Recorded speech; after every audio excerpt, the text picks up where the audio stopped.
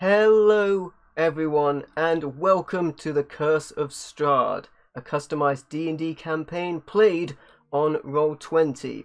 Where we last left things off, things took a turn for the worst. And I will let you guys know that I do have the power on my computer turned on right now, so everyone's webcam is working correctly. And speaking of webcams, everyone's on webcam now. Yay! It's totally not due to peer pressure or anything like that. So that's awesome. And Jonin, take it away, my friend. Alrighty. Welcome back to Curse of Strahd. We continue to follow our heroes as they journey through the land of Barovia, a country surrounded by mists and ruled by the cruel vampire Strahd von Zarovich. Last time, our heroes received a distress signal from their ally Leo, who warned them that Strahd had invaded the town of Vallaki to claim the woman he had been chasing all this time, Irina Kolyana. They rushed back to town and managed to wipe out all of his undead minions. Jean even managed to get access to a powerful sun sword, but Strahd himself proved to be too much for them. Just as things were starting to look dire, Lily, in a desperate gamble, bit Irina to infect her with lycanthropy, sending Strahd into such a rage that he declared an ultimatum on the town. In 10 days, Strahd will burn Vallaki to the ground. We pick up a few hours later. Everyone has been during that time. Everyone's been rounding up the few undead that have remained, and and Maldrath and the priest have worked together to construct a small pyre here. At the moment, everyone's just kind of. Sorry, that was Roll20 freaking out on me. At the moment, everyone is just.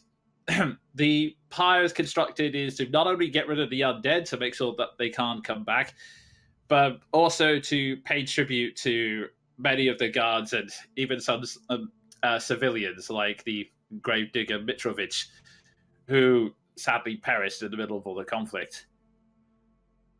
Whilst all this was going on, whilst all this was going on, John, when you are alone by yourself, you hear a voice emanating once again from the hilt of your sun sword, which, when it's not in battle, appears to be just a hilt without a blade. It speaks to you and goes, Tell me, young man, what is your name?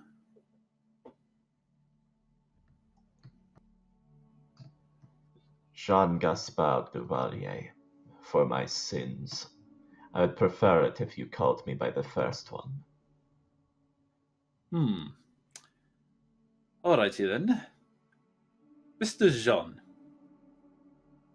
you have definitely a lot of potential, a lot of raw talent and skill.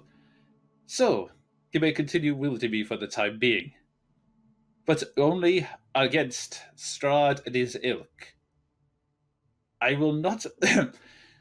You'd need more cunning to face his enemies, and honestly, I would rather not risk my blade getting destroyed once more.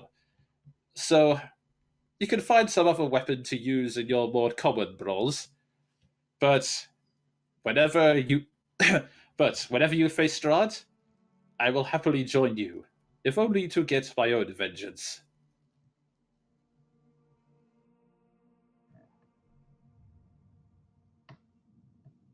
I suppose I can accept that. In that case, we have a deal. And with that, the sword falls silent, and you continue your work. We then, cut back in the present. The pyre is burning brightly whilst everyone is gathered around trying to decide what they're going to do next. Maldrath is currently in the process of finishing up the last few rites and prayers, whilst the priest is tending to Irina's wounds. Irina herself hasn't said anything since the attack. She's just been sitting on the step quietly, almost in a state of shock. The priest finishes up the wound and glares up at Lily, who is been sitting next to you from the short distance away. Lily sees the look, and then just she's like, look at me like that all you want. I had no choice. She then pauses, takes one glance at Irina, and then says, sorry. Wait, you had no choice. You could have threatened before doing it. Oh, really? When you were bearing down on me? Well, you know what? Maybe some communication in this wouldn't have gone unneeded. We could have... Forget you guys. Ward's just going to walk off. As you storm off, Irina looks up at the stars and for the first time speaks up and goes, how long do I have? Lily is quiet for a second, then pointedly also turns towards you, Steph, and then says, until the next full moon, whenever that is.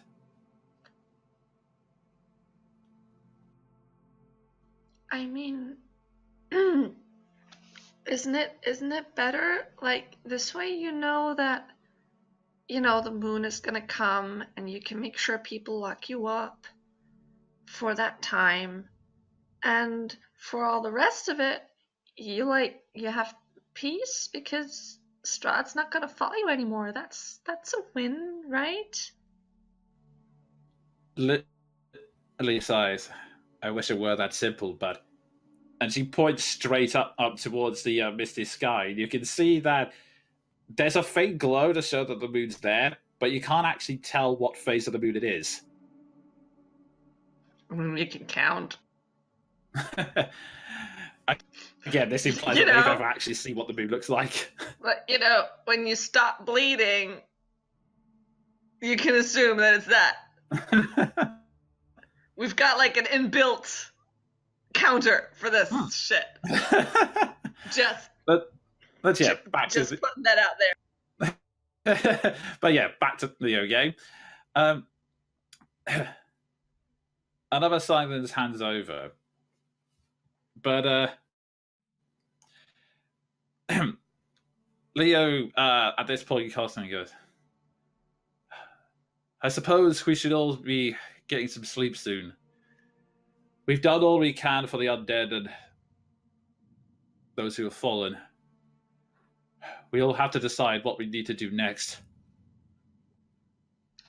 So, by the way, is it just fallen by the wayside that we're not allowed into the lackey anymore, or we're cool now? We're all cool. It's all smoothed over. The thing is, the person responsible for our exile was blighted into oblivion. Well, that was the Burgermeister, though. A large amount of our former escort is also dead. Yeah. So are we that's just being ignored for now? I would, but in character... You say that? I would... Damn it! I was going to say in character, don't mention it, and maybe we're good. You say that, but give me one. To be fair, I don't think they'd be able to do much against us anyway. Most of their forces have been, melted or murdered brutally. And not by us. And not by... What do you mean? Not by Ward. Hey!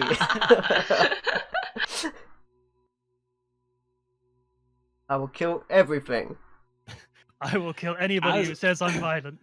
I will attack the new targets that just appeared. As the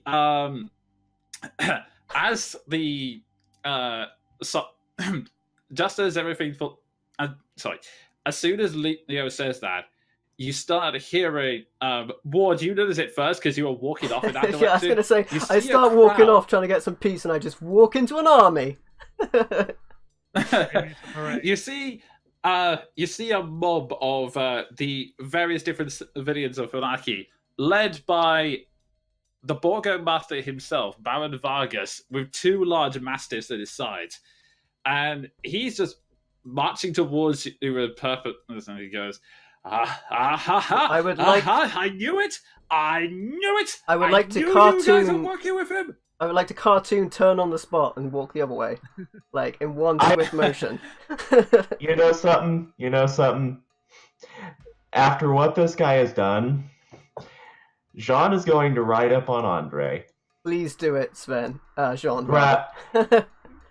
I am going to take a spear from the back of one of the guards, and throw it right through him. Oh, I approve so much. What? Maldrat's just going to be performing last rites, like, I'm so happy right now. But I get that's forwarding.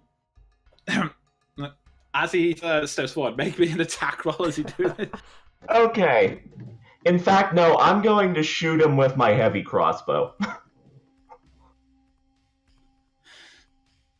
Did I use human determination? No, we've had a short rest. I can use it again. Okay, so. And as you all you, thought that I was dangerous. The Borger master steps out, and he's just on it. I knew you all were working with Strahd. Didn't I say that these people would bring ruin down upon us? As Jean very slowly gets out his crossbow. It's just like a suspenseful slow motion. Everyone's mind is kind of working on like 25. we've got to do a rallying speech to get everyone behind us now and put Roll your everyone damage. together, and then this. Whoosh.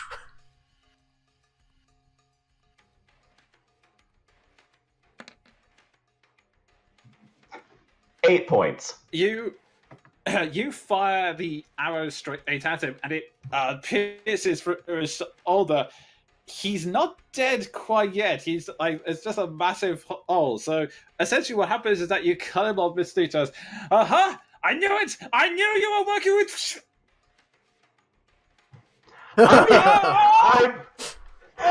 And it's at this point I flourish the spear I took and make my second attack. Before you can do that, at this point, all the remaining guards surround you, drawing their blades. I'm just going to turn around to Keldrin and just be like, so, we're murder hobos now. Don't harm him. He's been taken over by Strahd. It happened to me earlier. I look upon them and say, Are you all idiots?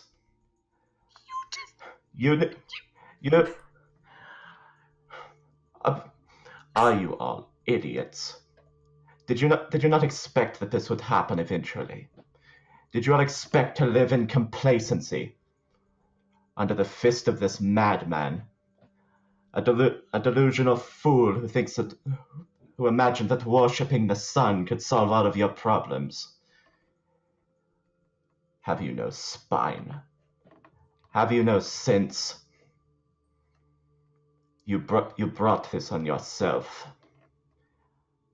And starting today, regardless what you suppose you'll do, regardless what you suppose you'll do to us, we, the Silver Stakes, are the ones who will be overtaking the operations who will be overtaking the operations of bringing down Strahd von Zarovich. In short, try what you will. We're your only hope. Yeah, and let me level with you. First of all, I'm pretty sure we're pretty much decided on Silver Stakes. So I mean, let us know what you think about that. But also, in 10 days, everyone here is gonna die because Strahd's gonna kill you because of what just happened. So it's just up to us to save you because we're the only ones strong enough. I mean, do you? Well, Ward will point at the smallest guard he can find. Do you want to fight Strahd? Huh? I'm just going to lean over to Maldrath and be like, if we have to run, I can go deer again and you can ride. We should probably make it out of the city. Oh dear, oh dear, oh dear. Hey. Starting Rock up strong. Pun number 1. The fire suddenly goes the fire suddenly goes berserk and burns all of you. No. Okay.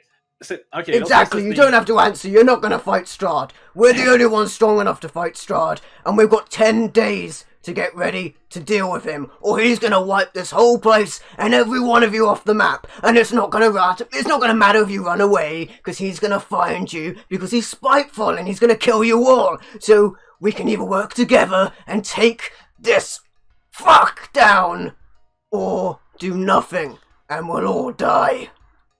I'm going to But make me a persuasion check with advantage because both of you have added to this speech. Can John make the roll?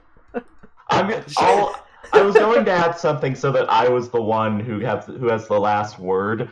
Going to. Can we do one each? I'm going to. Because we both did do stuff. one each. Yeah. One each. I'm going to add something to the speech first and say, you have a choice. Either you continue to live with your head stuck in the sand, under the thumb of a tin pot madman, waiting for the inevitable, or you rally a defense and put your faith in us. You have your choice. Fight brave, or die chicken shit cowards. Make your persuasion checks, people. Not bad, given I've got a modifier of 0.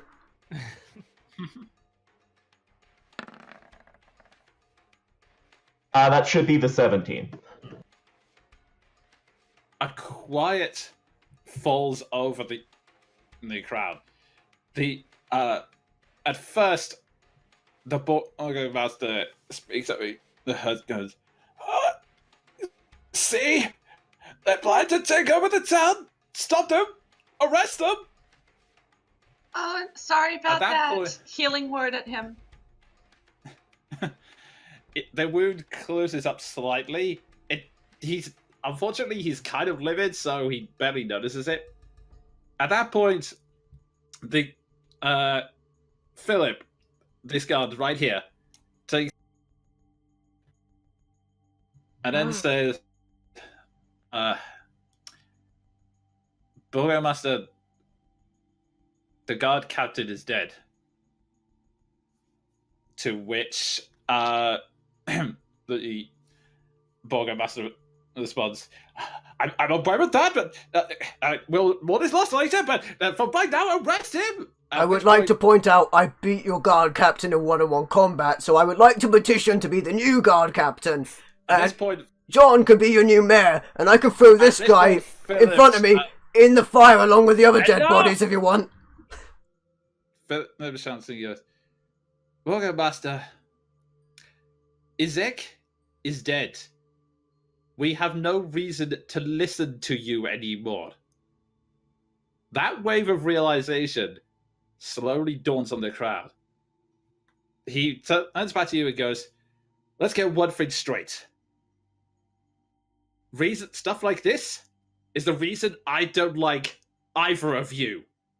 I really, really don't like you two. Be honest, I kind of don't either. That makes a whole lot of sense. But given the choice between you and that madman over there, well, you're the lesser of two evils right now.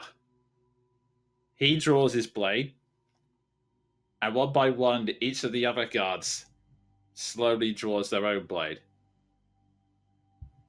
And Master turns around to the crowd and goes, you see? Mutiny, Master Guards! Stop them, stop. He sees that all the other townspeople are slowly realizing the same thing. And they're kind of looking a bit angry at him. He goes, well, the thing is, come here, this way! And him and his mastiffs start fleeing the opposite direction, whilst quickly followed by his wife and the mastiffs, as the rest of the crowd start charging after him. So sick are they of having to do these festivals day after day after day. They've just been waiting for this. Don't leave him, it's not worth it. You don't want to become what he is. They're not listening to Ward, it doesn't matter, they're fine. No, they're long gone. I was gonna throw him in the fire, so it's probably best. I imagine this would be a bad time to propose a liberation festival.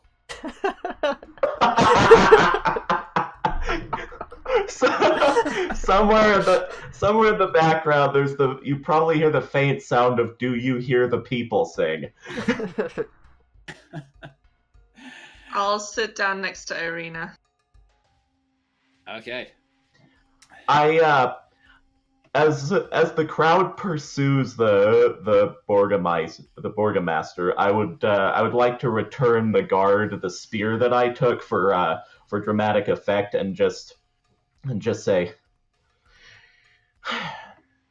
for the record, I can't say that I particularly approve of the rest of you either, but you've made the correct decision.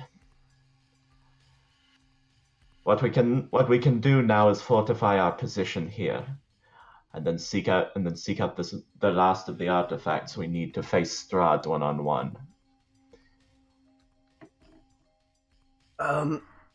Look, John, I've never been one of a team player, and I think maybe my actions might have kind of shown that throughout the course of this, but I'm trying. So I like to talk about this later, but for now, I think you've got a good head on your shoulders. Even if you did just shoot a guy when we could have probably talked him down. And it's weird that I'm telling you that and I'm crazy, so... I would like to about face on my horse to just move back toward the temple. But I'll glance down and just say, strike it up as taking a page from your book, Ward. Put simply,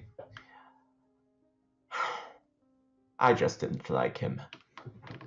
John, I appreciate the sentiment, but if you keep on with this story, it doesn't have a good end. That's kind of a bad reason for shooting someone. I would have to agree. At this point, Leo steps up. So, I think we need to... I think we'll need to actually talk about this more once our heads are cleared and we're not in quite so trigger-happy mood. Leo, Strahd beat you. Yeah. And he also beat you. I'm fully aware of that. Well, I mean, I never got to fight him one-on-one. If I did, then he would have been dead right now. But you were one-on-one when we got there, and he was kicking you, wasn't he? Either way, when we got here. In 10 days, this 2-on-1. entire town is going to die. Can we do something about that? I'm sorry, I'll shut up. That's alright. I was just pulling your leg, Leo. Issa, there you go. What I was about to propose is this. We'll, since I have a feeling the Burgomaster's Manor is going to be vacated pretty soon, let's get some rest and meet there tomorrow. We have a lot of things to discuss. I would. Odin's saying something. Odin, I think your mic is. You're standing too close to the fire, Seth. We can't hear you. So yes, it'll be tough to sleep today, but we can definitely talk tomorrow. Am I talking today? Yes. There we go. I've forgotten. You've forgotten. Oh, okay. But yeah. Also, keep in mind, guys, that it's technically about 2 o'clock in the morning right now, so you guys probably would be doing. Yeah. So Yeah, so we'll do that, and to Keldrin, I'm going to say, I imagine there are steps we can take. It will be difficult with the town guard in the state it's in, but I imagine we can rally a defense with what we have in the morning. Before we go to sleep, I'm sorry. There were some weird things that we met in the woods before we got here, and I kind of feel like we want to go back there before they get a chance to clear away anything, from that other battle that we had. I'm hesitant to agree, but I do. We should strike while the iron's hot. Could be some information there.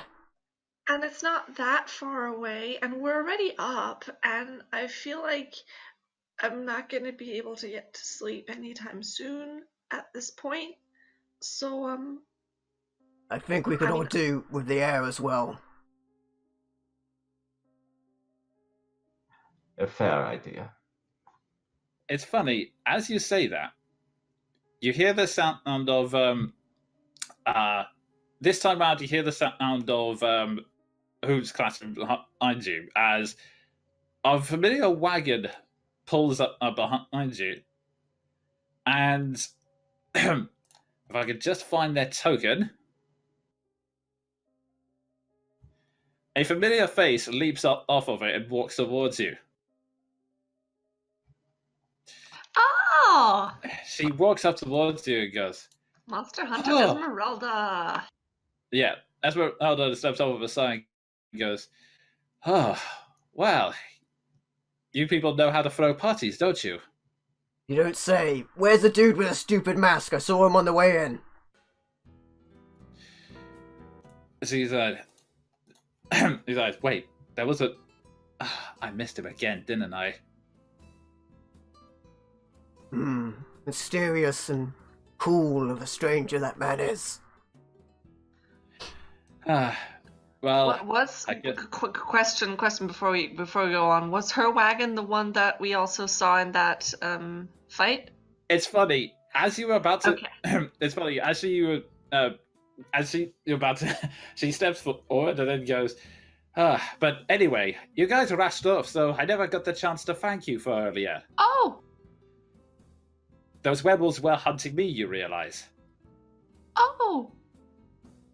I'll sit back down next to Irina.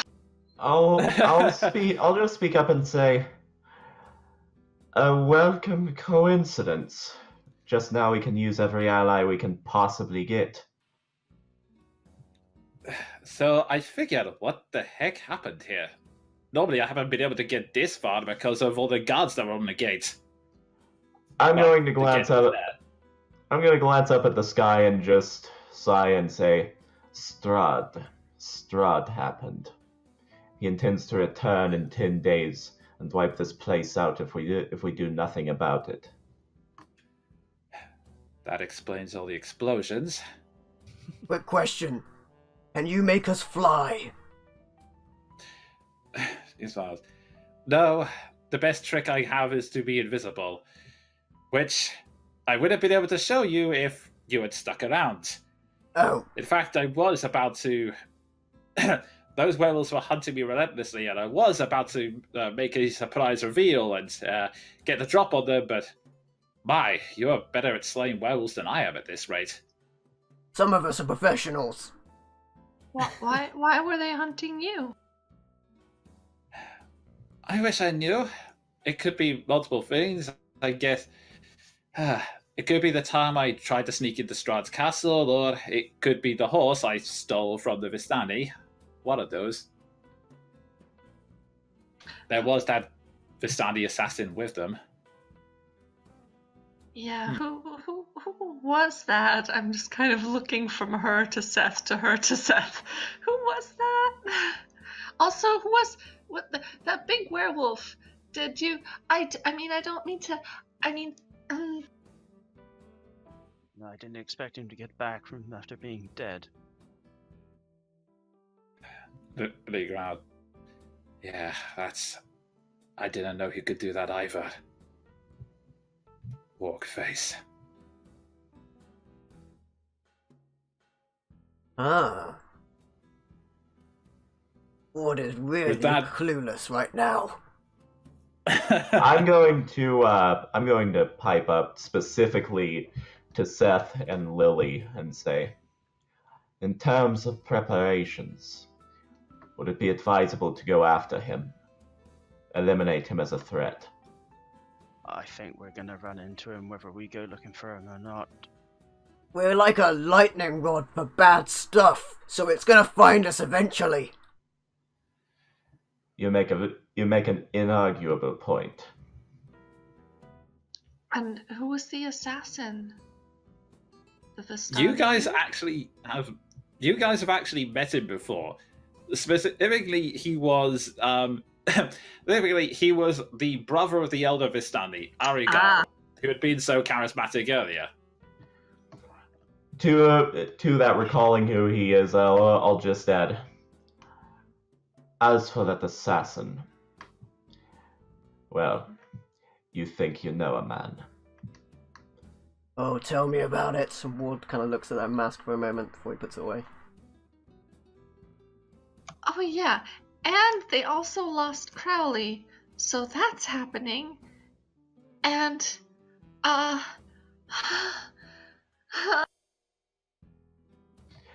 And then Leo rubs his head at this and sighs. Yes, it seems we have a lot to talk about and decide upon. I'll speak up again and say, I think the plan remains the same. We have some leeway as of right now, so I suggest we get some rest and discuss matters further in the morning. The organized structure of the guard in this place has collapsed of a fashion. So, Lady Esmeralda, if you wish to stay with us, I at least will not complain. She smirks. I'll be willing to at least come to this meeting. It would be it would be good for us to compare notes and see what the heck is going on in this world. Ever since I've come here, it's just been one bizarre twist after another. Tell me about it. I used to be an elf. Huh. Yeah, that's a thing. And I ask how you're not an elf anymore? You can certainly ask it, yes. Oh, you're one of those people. he Fair enough. honestly probably stabbed someone. You're very astute. That was involved, yes. Yep, definitely one of those people. Alright. I'll see you in the morning then. Catch you later. And with that, she turns around and walks off. Catch you later. Bye. And with that, unless there's anything else you guys want to do while you're getting a rest, Are we gonna go to that wagon? I know it was just hers. It's occupied now, so. Oh, I see, Yeah. I see. I should have explained. Yeah, the same wagon. Esmeralda walks back towards her wagon, which is the same one you saw on the road. Okay. Well, that makes things easier. I'm actually going to hole up in the church for the night and just focus on channeling all of my frustrations and confusions and the fact that under the influence of this place I just opened fire on a guy in a crowd into praying over my new symbol. A presumably unarmed man as well. John, I want to talk to you, actually. In the church, if you wish. Preferably somewhat private, although anyone's welcome to over here if they wish. But, I've learned some things from you, but I really don't think you should be learning any lessons from me, and something's been weighing quite heavily on my mind, and probably about time I spilled the beans. I'll just nod, hitch up Andre, and seek out. I remember there were specific chambers in the church, so I'll just seek out one of those. Since basically the town is free reign at this point.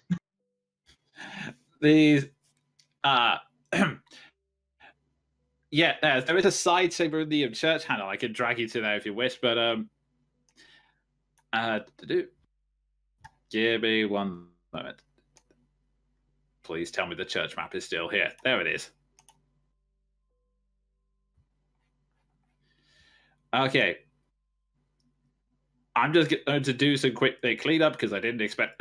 I'm just going to do some quick cleanup, but yeah, carry on with the scene and I'll drag you to the right map. Okay, and Ward doesn't mind if anyone else comes with, because he's not like deliberately pulling Jean off secretly to the side or anything. Yeah, it's more that this seems like a good opportunity to have a private chat. Well, I mean, we were gonna look for a place for all of us to sleep anyway, right? So is that gonna be the church, or should we all go to the Burgomaster's? Church is as good a place. Where does Arena? as I any. think Arena sleeps in the church, right? I feel like that's the safest Irina place. Irina is still sleeping in the church for the night. You know, you still have places at the Blue Water Inn, which the payment's free because you helped their family that time. So We should give them back the book. They probably can keep it safer than lightning rod silver stakes. okay, so are you guys? Is everyone go to the church or the Blue Water Inn? Since we have the rooms in the inn, I'm just gonna hear out Ward in the church. I want to talk to Leo, and then I'll go to the inn as well. Okay. I think Keldrin will be sleeping at the church with Arena in proximity, because that seems like the safest place right now. Maldrath will also be at the church, being as that's sort of a good place for him. Okay, so we may as well just all stick in the church. Yeah. yeah, I'll just drag all your tokens. So just give me one moment.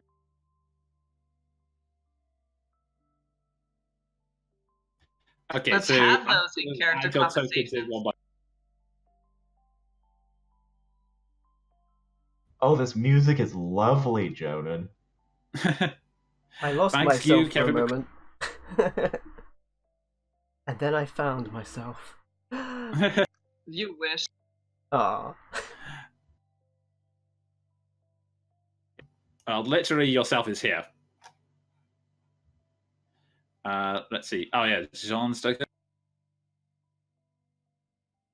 Okay, yeah. And wherever that is kind of out of public, but not necessarily. Okay, everyone should be here now.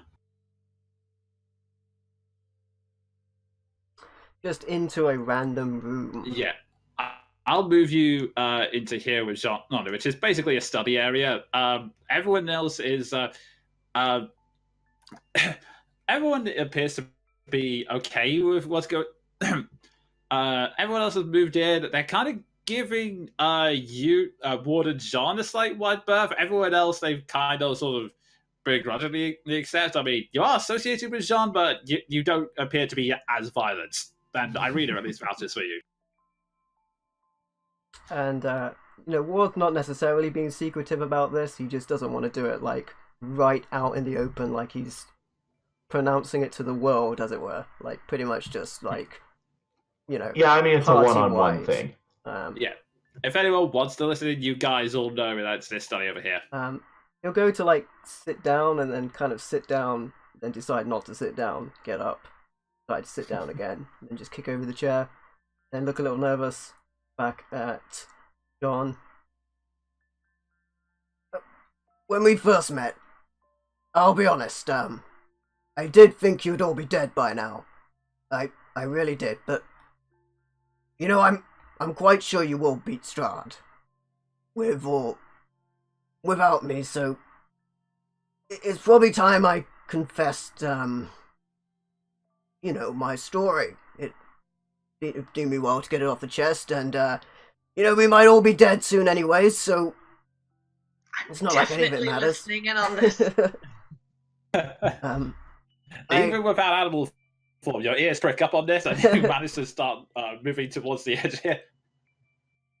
I've made up a lot of stories, things I thought you might want to hear, but I haven't told the truth, and I haven't even told that to Crowley. And as I had revealed, my former name was Ward Bowerwell Grandmore, and I came from a wealthy family of high elves. And he takes out a ring from his pocket that has the inscription of a bear on it, And he lays it down on the table in front of him.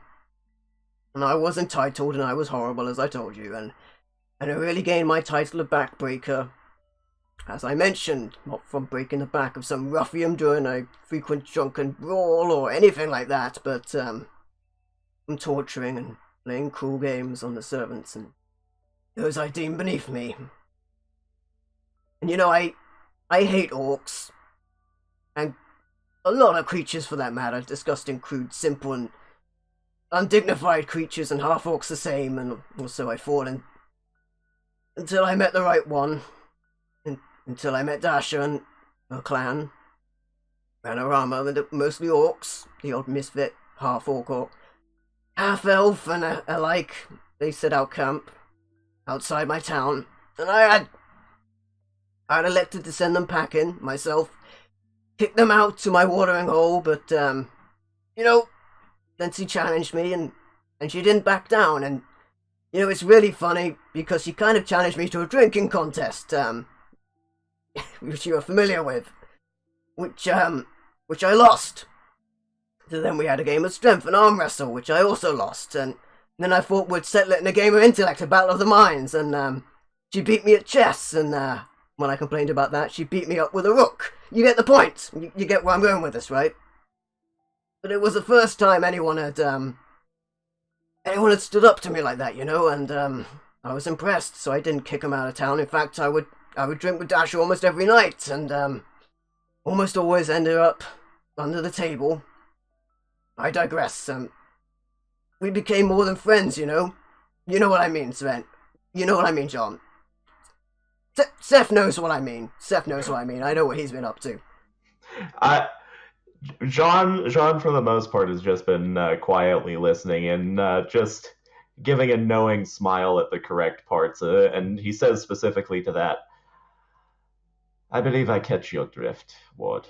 Yeah, throughout this, Ward will kind of be leaning against the wall and then going to prop back up the chair to sit back down, but then deciding he's not comfortable with that and just continuing while he's talking and walking around the room. I hadn't found myself in that state of mind ever, and it did reflect in my actions. I became kind to my underlings and for the most part her tribe. I may have even had a skip in my step, but if you tell anyone about that, I will kill you. So, then this happened. And I'll pull out another ring. This one is just a plain golden ring, and it'll sit there next to it. And this had been in my family a long time. When I revealed my plans to my family, I was ousted. But I didn't care. All I cared about was her. But here's the catch. They had this tradition in that tribe. And Dasha was promised to their clan Lisa. The leader Razorwave, a foul and shamed former orc warlord who fell from his position, just as I just had, but from the Blood Fangs. And he started this small tribe, and apparently he gets all the girls, go figure. It didn't matter though. We run away together. We planned to leave as soon as possible, go get whatever we needed from our homesteads, meet at the tavern at midnight, get stupidly drunk, and then go live happily ever after elsewhere. So we kissed, and I left.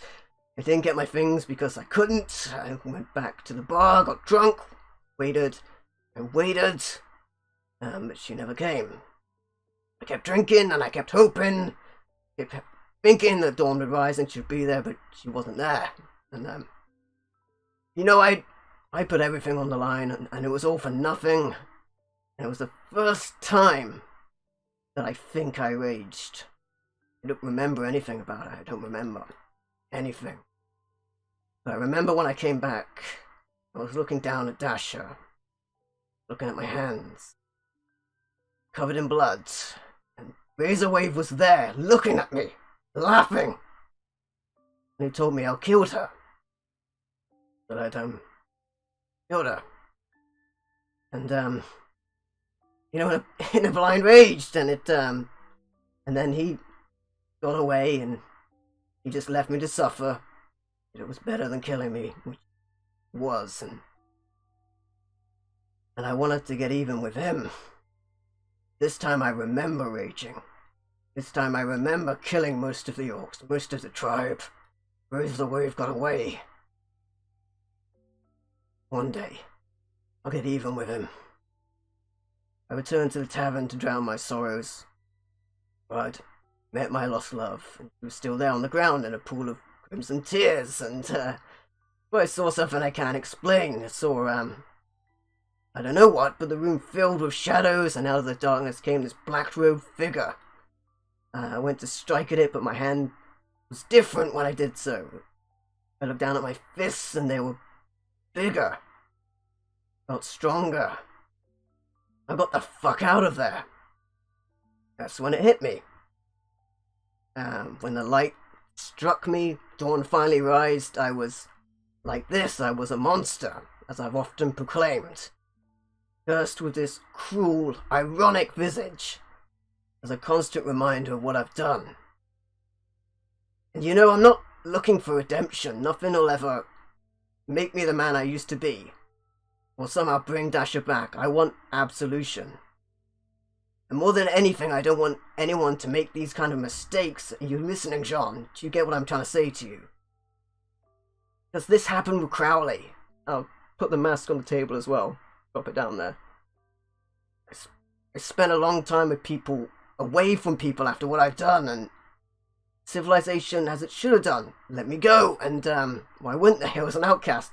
I spent years in the wild searching for somewhere to belong, living like the beast I was. But that's where I honed my skills and survival instincts. I never strayed too far from the path. Eventually, Smoke led me to that blood hunter. That fuck Crowley. He was surrounded by fire and bodies and blood. The mask he wore to his bloody feathers of his cloak, standing there like some kind of bloody crow. It was, they'd been hunting werewolves. And, after the kill, Crowley lost it, and he kept going. And I recognized that. And I knew I could snap him out of it. There was some familiar ground between us, so I stepped in and I snapped him out of it. And then by laying him out, I knocked him out. I won that fight. Remember that. I can beat him. Once he stopped trying to beat up, rip apart his fellow blood hunters, he was quite civil and they offered me a job. And we made a perfect tandem for a while, each helping each other stay on the path, at least we did for a time. And another day and another job, and I'm here now. And he's someone I trusted, and he's someone I took down that path that I shouldn't have done. And I don't want to see it happen again, John. Because I feel like I'm seeing it. Sean contemplates this for a long while. May I roll a perception check to detect Keldrin at the door?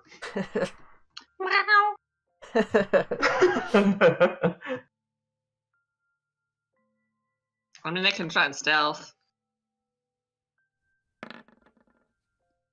It's a 5, you don't need to.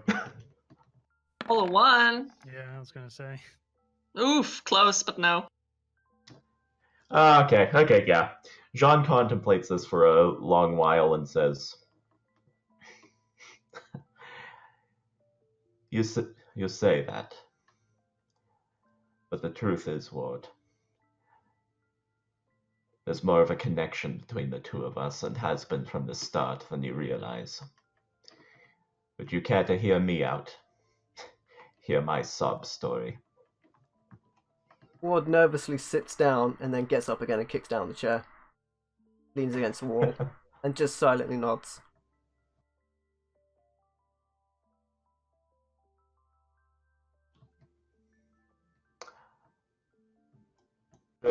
I'm sure you know by now that I'm the sort of man who's not prone to the best of self-control. It's a curse I've always shouldered. Before all of this, I was Jean Gaspard Duvalier, heir to the great Duke Gaspard Duvalier of Arcadia. And a failure. I was the disgrace, the drunk, the pariah. At least that's what I was to him, the old bastard. But I had siblings.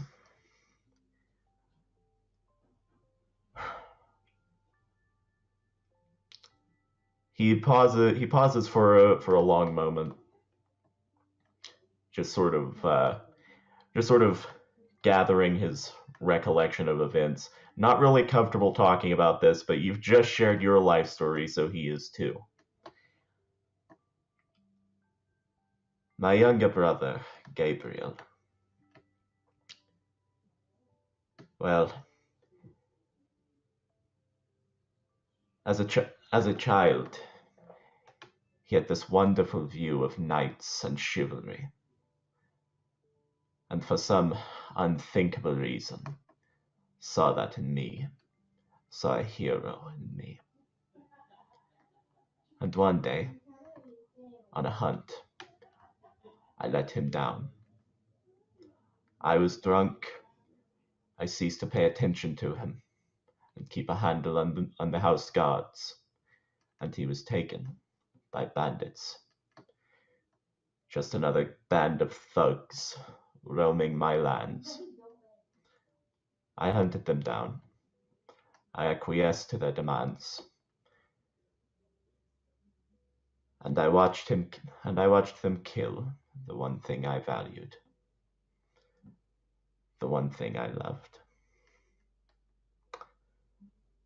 To this day, I don't remember the specifics of what I did. But when my father's men arrived,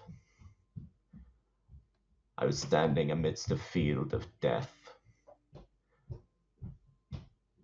surrounded by the bodies of those who had taken my brother from me, save for one. One man I left alive to watch and learn and spread the story of what happens to those who strike down what a Duvalier truly cares about. My father hardly saw it my way. I was disowned, and my place on the Knights' Council was stripped from me. From that point, I attempted the common military. It ended about as well as you would expect from a drunk. And then I happened upon the Compagnie du Milan. I managed to rein in my habits well enough to make a name for myself there. And now I'm here. So when I say there's more in common between the two of us than you think, Ward, it's been there from the start. I've always been prone to giving in to whim and want and occasionally rage. And here was I thinking that Crowley was my brother Grimm.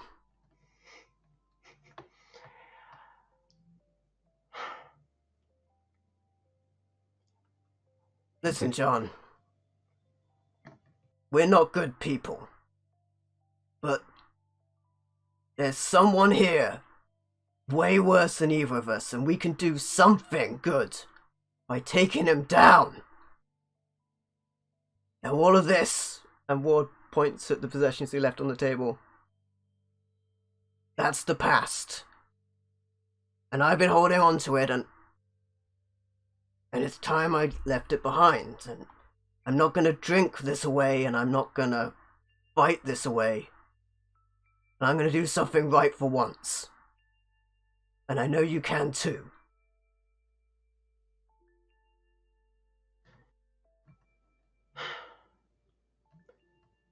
I hope.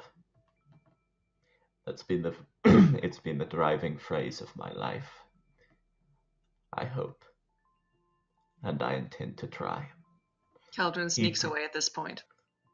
He produces from within his armor a little swan pendant that none of you have seen on his person before, and he just says, "My house sigil." Breaks it from the chain and places it on the table of Ward's possessions. Then he glances down at the second pendant worn openly, that of the son of Pelor, and says, "To a new day and a new start." And to planting that pretentious fuck Strahd back in his grave. Ward puts his hand on his shoulder. But seriously, if you tell anyone I ever skipped, I'm gonna kill you! I couldn't possibly imagine it, so I couldn't possibly share it. And so,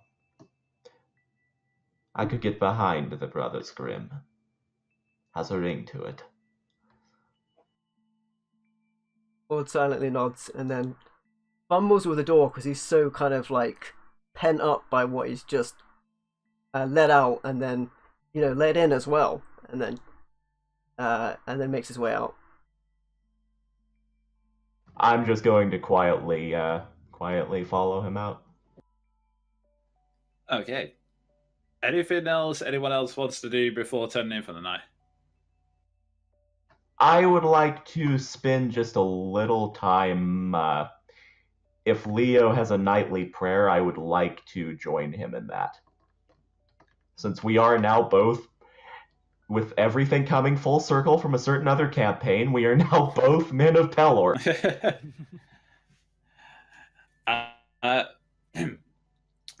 You find Leo quietly talking to himself. You ask him if there is. He sees you coming up to him. You show him your holy symbol.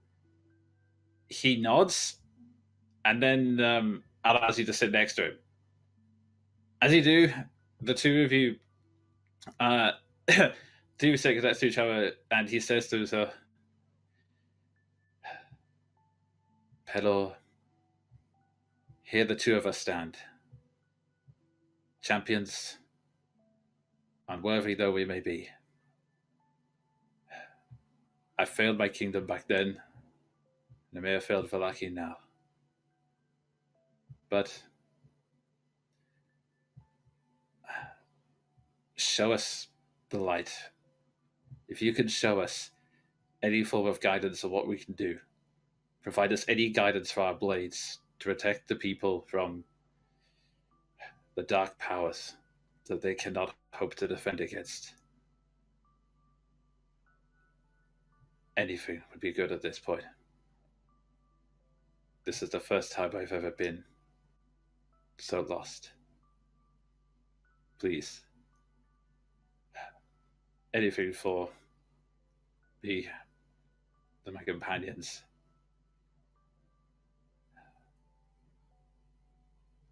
If, as the silence falls, I would like to add in.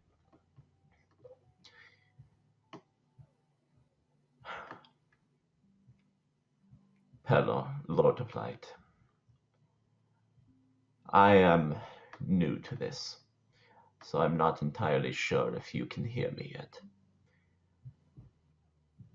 But once more, I have done things I regret. I have done things out of desperation. When the light was lost.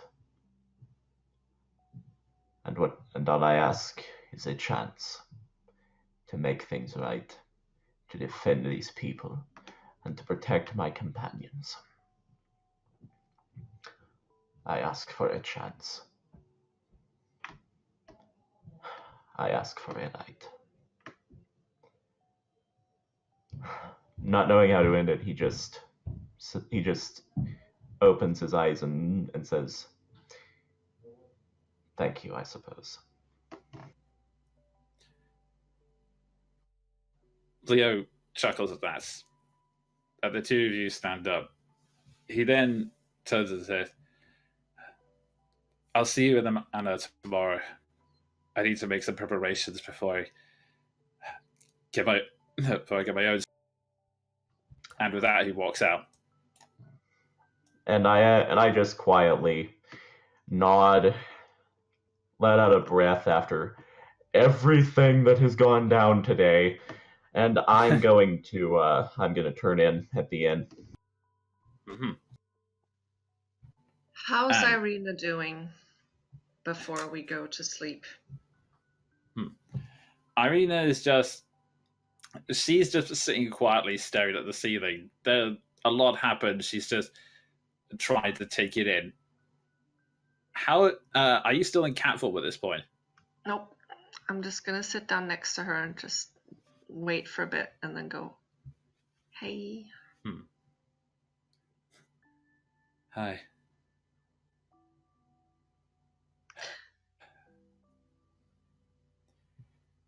A lot has happened, hasn't it? Uh-huh.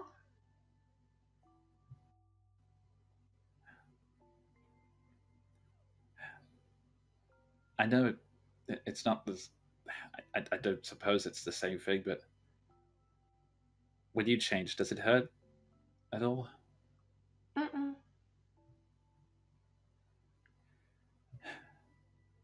You know, As I hope it's just. maybe you should talk to Lily. She knows about this stuff. And, I'm not gonna tell you why, but there's people at the Blue Water Inn that might also be able to help. If you talk to the innkeeper. She's nice. I'll think that. Thank you. That might be a better option. I'm sure Lily's nice, but it's kind of well. Yeah, she did I beat mean, you. Yeah, that was the thing. Yeah. But she really is nice, I promise. So what are you gonna do now? Do you want to get rid of it? I know there's ways to get rid of it. I can't do any of them yet, but we can at some point. I think. That would be good, but doubt if I do, damned if I don't. If I get rid of it, do I live life as a monster or be hunted by Strahd? A short while ago, it seems such an easy choice. You know, at least this way, if he tries to bite you, you can bite back. That's like something.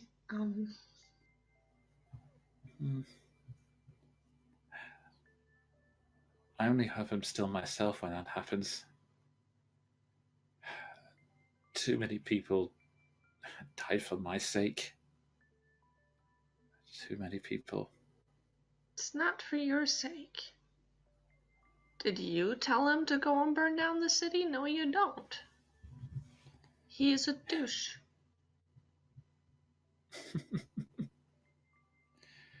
Yeah. Whatever a douche is, I'm sure. Oh, he is one. It's a dwarven word. My uncle. Never mind. Yeah, it's probably better I don't even try.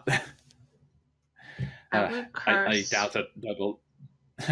I doubt a noble lady should be using curses anyway. I'm not. No, that's stupid. Why would you think that? Well, but I suppose I still have a reputation to keep. Suppose. I won't tell anyone.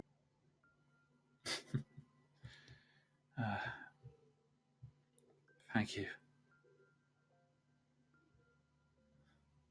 I'm sure it'll work out.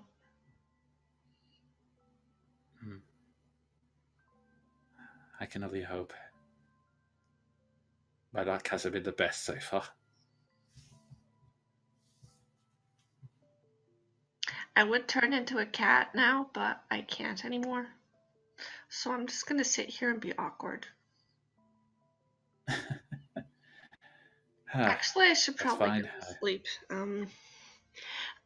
I think you're really cool, and you should talk to the people at the Blue Water Inn, and I'm sure they have, I don't know, anger management ring or something. I shouldn't say anymore. But yeah. Thank you.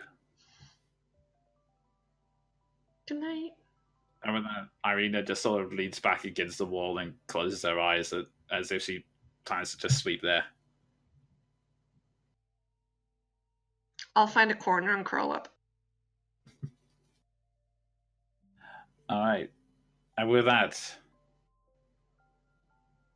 all of you slowly turn away for the night. One last thing happens just before you go to sleep.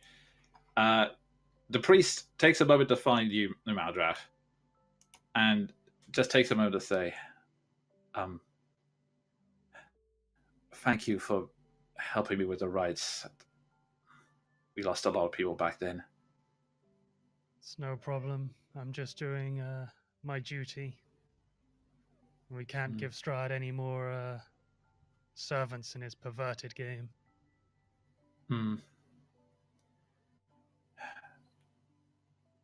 I would have hated to see that happen to Mitrovic.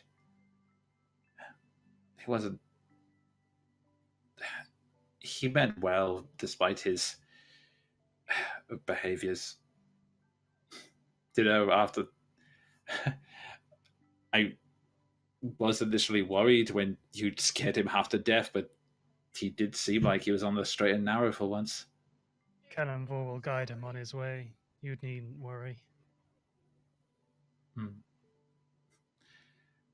Between him and the Morning Lord, hopefully things will work out. Well, one way or another, this will end in 10 days. Indeed. I better get this all ready for prayer in the morning. I have a feeling people will need a lot of guidance. Tending to people's spirits is probably the best thing we can do right now. They need hope in this time. They've always needed hope in this place. And with that, she walks off. And with all that, it's been so chaotic, but finally, after everything that's happened, you all slowly, all of the energy just drains from you, and you just go out and go to sleep in your own ways. And with that, we're going to take a quick break. Oh, may I just say my feelings are not okay. All right, guys. Thanks for sticking with us. We're going to take a quick break, and we will be right back. Don't go anywhere. We will be right back.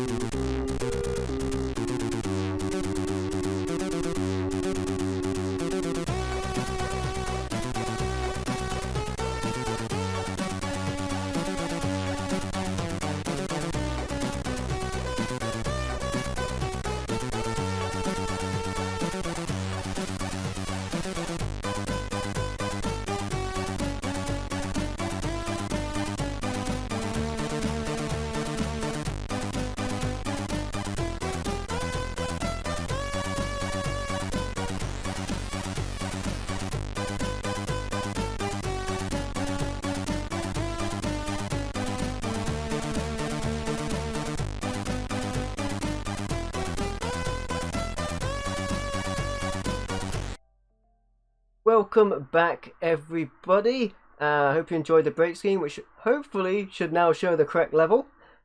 With that said, Dungeon Master Jonan, let's take this action to another level.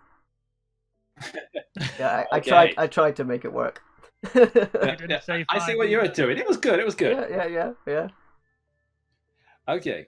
Nat 1 though, What? wasn't it? Swing and a miss. An attempt was made. You can certainly try. And that's better than nothing. Anyway. Morning comes around. Although, admittedly, due to your levels of exhaustion, you sleep past most of it until it gets to about midday. And even as you slowly wake up, you'll have the realization 10 days remain. Yes, Assuming I had to. he didn't count the No, we had confirmation it's 10 days. I mean, technically, it's still technically the same day because you went to sleep at like 2 o'clock in the morning. And regardless, So we have 11 days. Wait, are we counting it's working still 10. days? So we got 10 days. Anyway, you all slowly wake up and gather your things. Seth, as you wake up, Lily comes up to you and says, "Tell me, how are you feeling? And do you feel any side effects of the bite yet?" No, I mean, still got a few patches a bit singed from the fireball. I think I'm feeling that a bit more this morning. Yeah, me too. I'm sure next time I change, I'm probably going to lose some fur myself. But seriously, though, just if you just keep calm at all times, and if you ever feel the emotions boil over, just let us know, all right? Because I will warn you, it will happen suddenly and without warning the first time it happens. Our connection seemed to have helped you get over yours, so I'm hoping it will do the same for me. Yes. Yes, I'll be there with you, always. I'm not letting you go again, okay? Don't worry, it's very much the same for me as well. All right then. And with that, you all start preparing yourselves to find out the church. Although, I do have a. Okay, there we are. You are greeted as you step outside. Oh yes. You are greeted by you're greeted by one of the guards, which Keldrin you recognize more because she was the one following you around the most. Gallagher steps forward out of the door and says, they sent me to show you the way to the Burgomaster's mansion again. The meeting's almost underway. Okay. I think we're all ready. Lead on. She Hold on. nods and Seth and Lily are still in their room. Bangs on the door. You guys doing it? Do you want us to leave you some time? If you mean getting ready, yes, we are doing it. Yeah, what else would I We'll mean? be there in a moment. I don't know what else they thought I meant. Lily sighs and growls under and point at only you, so that you can hear Seth. I hate that man so much. Alrighty. You are all led through the town very. At least you would be if Roll20 would cooperate. Okay. You are led through the town. The streets are a bit more quiet and desolate than they were a moment ago, but people still seem to be And there we go. You guys. The street needs are considerably quieter than they were previously, and no one's bothering with the festivities, and everyone's. You see, some people are just sort of poking out of windows, but otherwise they seem to be just inside, not doing any form of celebrations or even any daily activities. A lot of them are just hidden inside their homes when they hope to be safe. As you walk up to the front gate, you see the younger Joss step out there going, right, yes, they're inside. Follow me. And he swings the door open. Just before you step inside, just before you, Galima turns to walk off, but she does step towards you, Keldrin, and just goes, that horned creature last night, was it? Yeah. I'm sorry if I scared you. I didn't mean to. I just needed to be fast. So, that was the first thing that came to mind. And then there were all the explosions. Yeah. I was there. Just thank you. I'm glad you made it out. She nods with a smile and then goes back to her patrol. Before you go, I left some things at the church. I prefer they were just disposed of. I don't need them anymore. Hey, I didn't litter. Okay, I just left some stuff there, and it's painful to think about it. I'll let them know. And she walks out there. She now runs off. Just before we go inside, Malrith would just like to say, it's like, those festivals really did brighten the place up. Yeah, you'd think we should walk around and tell people to cheer up. What they could probably do if there's another festival. Then maybe people wouldn't run away from me all the time. They would be dancing in the streets. Jean will speak up and say, I think that has more to do with the fact that we have sort of made an intimidating name for ourselves in this place. You did shoot somebody yesterday. Yeah, last time I checked, your crossbow is not called We. No response to that. Don't leave me hanging, Seth. You left you hanging. I mean, I'd like to think that I've got quite a good reputation in this place. Not when you're with us, you don't. I've done quite a lot of good around here. Aye, and as you step inside the mansion. Sorry, Sean. I normally do the really stupid stuff, so it's just fun to poke fun at somebody else for doing something reckless. Jean just shakes his head and responds, "To be fair, I deserve it this time." I was gonna throw him in the fire.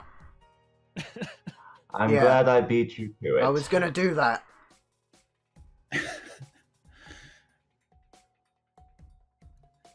You step inside and you see framed portraits adorn the walls of this grand foyer, which features a wide staircase with a sculptured railing. A long carpeted hall attached to the foyer stretches the length of the mansion, and there's several doors leading away from it, including one at the far end. Bundles of twigs are heaped against the walls. You gather that they was pretty much you kind of gather that this was probably for building effigies like the one that was made on the festival, which didn't quite work out in the rain. Is there a rail on those stairs? Yes, there is actually. I'm gonna slide down that at some point. Before anyone, you notice this that you see you right in front of you. A maid is standing by one of the doors, and she went, "Oh, right." She then knocks on the door and then opens it, indicating that this is where you're meant to go. Stepping inside. Before we go through, can I just do a perception check on those bundles of what Maldrath, with his suspicious mind, thinks could be kindling to burn us all to death. Yeah, go ahead and make the perception check. I like the way you think, Malrath. I mean, I'm just saying that, if I Nope. was Someone's got to be cautious. I appreciate it, my friend. if I was some town mayor who just got disposed, I might just be like, I'm just going to burn these suckers down. The thought does cross your head, but then you look at the pattern and then you realize almost no planning was put into where these bundles are. It's pretty much like you realize that they're being placed as if someone just went, okay, where the hell are we going to put these sticks of wood? No, I don't care. Put them over there, it's fine. We'll tie them up later. So you realize, okay, no planning went into this. Okay, so this place was designed by me. And with that, you are all led into the you're all led into the dining room, and as you pop in, I will just read the description for you. Ward rushes to a chair because he sees there's only 5. I made the correct action. It is the preparation room. White sheets cover 2 wooden tables in the center of this room. Neatly arranged atop one table is a complete set of polished silverware. The other table is covered in wicker baskets, including turnips and beets. Although it looks like they haven't been touched for a while. They were probably prepared for last night's dinner.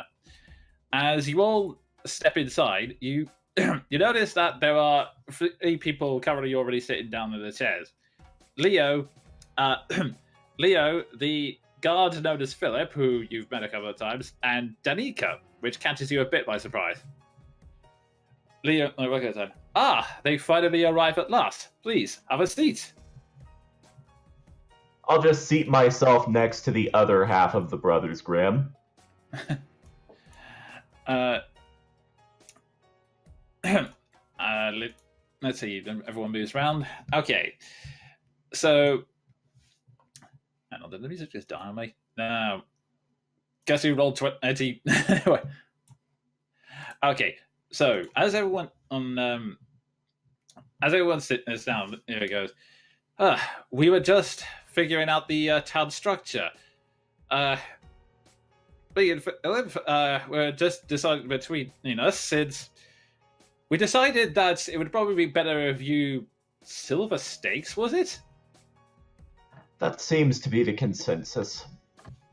Yeah, I think everyone heard it as well, so that helps. Brand recognition is something we kind of want to get across. We haven't really thought much about it. What did you reckon to silver stakes? I suppose it fits for the mission you're currently on. Would you buy a silver stakes tunic if we were to produce them?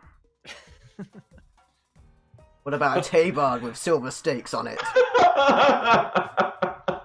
I just pat him once and say, What about little silver cocktail sticks? Or toy silver stakes for the little ones. They can pretend one of them is a vampire and stab him to death. I'll pat him once and say, we can work out the merchandising later, Ward. We're the people you chose to save your town. I mean, chose is a strong word. We pretty much muscled our way in. That's true. The chuckles. Indeed, as such, we decided that it would be best to keep. It would be best to keep your group. It'd be better for your group to have more autonomy, as in you're free to come and go in this town as you please. However, in terms of actually running it, particularly the defense force, while you're away, me and Sir Philip here, he gestures to the guard on his left, we were just agreeing the structure of the town while you're away. There were 2 positions to fill in. There are 2 positions to fill in: the Burgomaster role and the role of the guard captain. And it got into a bit of a heated debate, so we were originally going to settle a contest of arms. And at this point, Philip speaks up and goes, but then we both realized we were tired. So tired. So in the end, we settled it on a coin toss. You're now looking at me, the Borgo Master. And which means, by the whims of fate, I'm now the town guard of Valaki. So, anything we can do to help you, feel free. Just let us know, and I hope we can do vice versa. I hope you will respond when we have vice versa. So are there any plans to evacuate people? Cause he's gonna come in 10 days. That was one of the many things we were discussing. That Danica here, he motions to Danica, the barmaid from the Blue Water Inn, who it was a friendly wave. She was suggesting we could try the village of Karesk, but Philip doesn't seem to think that's a good idea. At which point, Philip speaks up and goes, I mean, Karesk is fortified, but that's part of the problem. Those people have just hold themselves up inside the city and haven't come out. We tried talking to them in the past, and honestly, when you guys were suggesting going there, I was a bit worried because, well, if you say we're trying to give a girl protection from Strahd, I doubt they would have let her in. They don't let strangers in at the best of times, never mind when someone is Strahd's on target. Well, I I guess mean, that makes sense. It's something we could maybe pursue. I don't know if we would be in a worse position if the town folk were to flee the village, because then they'll be easier to pick off. They wouldn't have the walls around them. Why does it even matter? Are we admitting defeat against Strahd already? I think we have to face We are Strahd going regardless. to take him down. But it might be best And if even we if we face... fail, we won't need to care because we'll be dead. That's a very optimistic point of view. But could I also put into... that when we face Strahd, it might be better off if the town folk aren't here when the town is besieged. I'd imagine Indeed. Strahd would want this place leveled no matter what. And if we're facing him, there's nothing to defend this place, is there? But then No. again, we might take the fight straight to him in 9 days' time. That kind of was my meaning. Why wait for 10 days? If we can get the items together we need before then, surely we should meet him. But we should also plan Yeah. for the possibility that we don't. Or we can't. Sorry about that, everyone. I just had to attend to something. I'm back now. Oh, see, Okay. John's not even listening. He's asking the maid to fetch him one of his fancy drinks. Nice. I think I have the gist of what was being said, so I'll just pipe up and say, I'm with Ward on this one. We should endeavor to cut this whole affair as short as we can. But preparing for the worst, well, we can't exactly know how things will go for us, so it would be advisable. Borgo Master and the guard captain are for. We've just been told we're cut out of the town's decisions on their defense. Oh, Leo. Actually, to be honest, it's funny. I was thinking along the same lines as you. I'd be wiser if we were to launch the attack in Strahd. So, after all, if we are occupying his main force, Valaki will not be caught in the crossfire. I was just trying to convince Philip of that line of logic, though. To which Philip himself rubs his temple and goes, I like the idea, but there's one problem. We don't have enough men for that right now. We barely had enough men to guard that small force. Our men could barely handle the small force he brought. How do you think we're going to fare against his entire army? I mean, I'm not sure about if that's a great, but there's a lot of people camped outside the Vistani. You would bring them into this? Maybe we should bring everyone in. Everyone's been under the foot of Strahd this whole time. At the very least, we can talk about it to them. I mean, if you need manpower.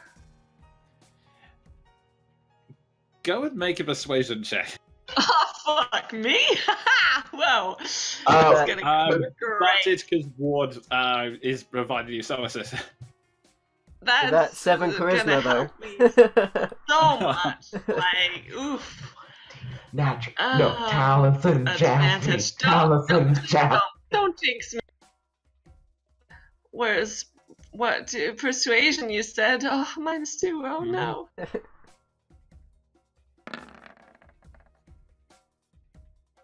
Not bad, actually. Yes! He rubs his temples and he struggles a bit, almost like he's trying to think of an argument to protest. Like, fine, if one of you wants to talk with the Istani, I will allow it. Considering they've been working for Strahd this whole time, I would be very surprised if they would join us, but sure, why not? Let's gamble everything tonight. Why? I mean, they've only kind of been the people that have been working with Strahd have only been working with him because not working with him means dying, right? So, like, if there's a chance that we'll die instead or something, okay. Jean will take over for you and say, at this point, Strahd has lost what little of his mind remained. There's the Vistani no longer have any guarantee that when he comes here, he will leave them be. We're dealing with a madman.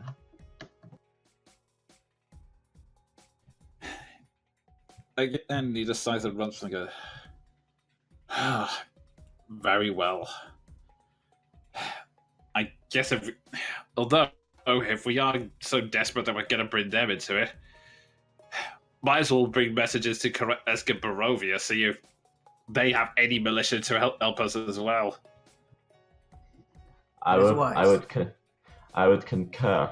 And in the meantime, we have been largely cut out of the defensive operations of this place. But Leo, I would recommend rallying some of the commoners to replace your lost guards. Leo nods. That would be a very prudent course of action. The people, a lot of the people in this town are gripped by fear of Strahd, but there have been some youngsters. In fact, I believe we encountered some on the way to Valaki, definitely not. I'm sure many of them will be motivated. Let's be clear, though. Let's not have any more farm folk taking up their pitchforks and trying to storm Strahd's castle by themselves. We did encounter some of them, and they did not fare well. We couldn't save them. Says, I remember. But this time we'll be arming them with more than just pitchforks. And also, hopefully, they'll be behind walls. Danica also raises a hand at this point and goes, and there are other people we could, there are other people we could maybe try and talk to. For instance, I'm sure you all know the rumors of, well, I believe they call him the Mad Mage of Mount Borstak.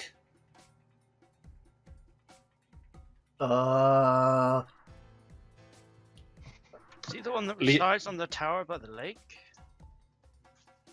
There's a port. Oh, I had not heard of it.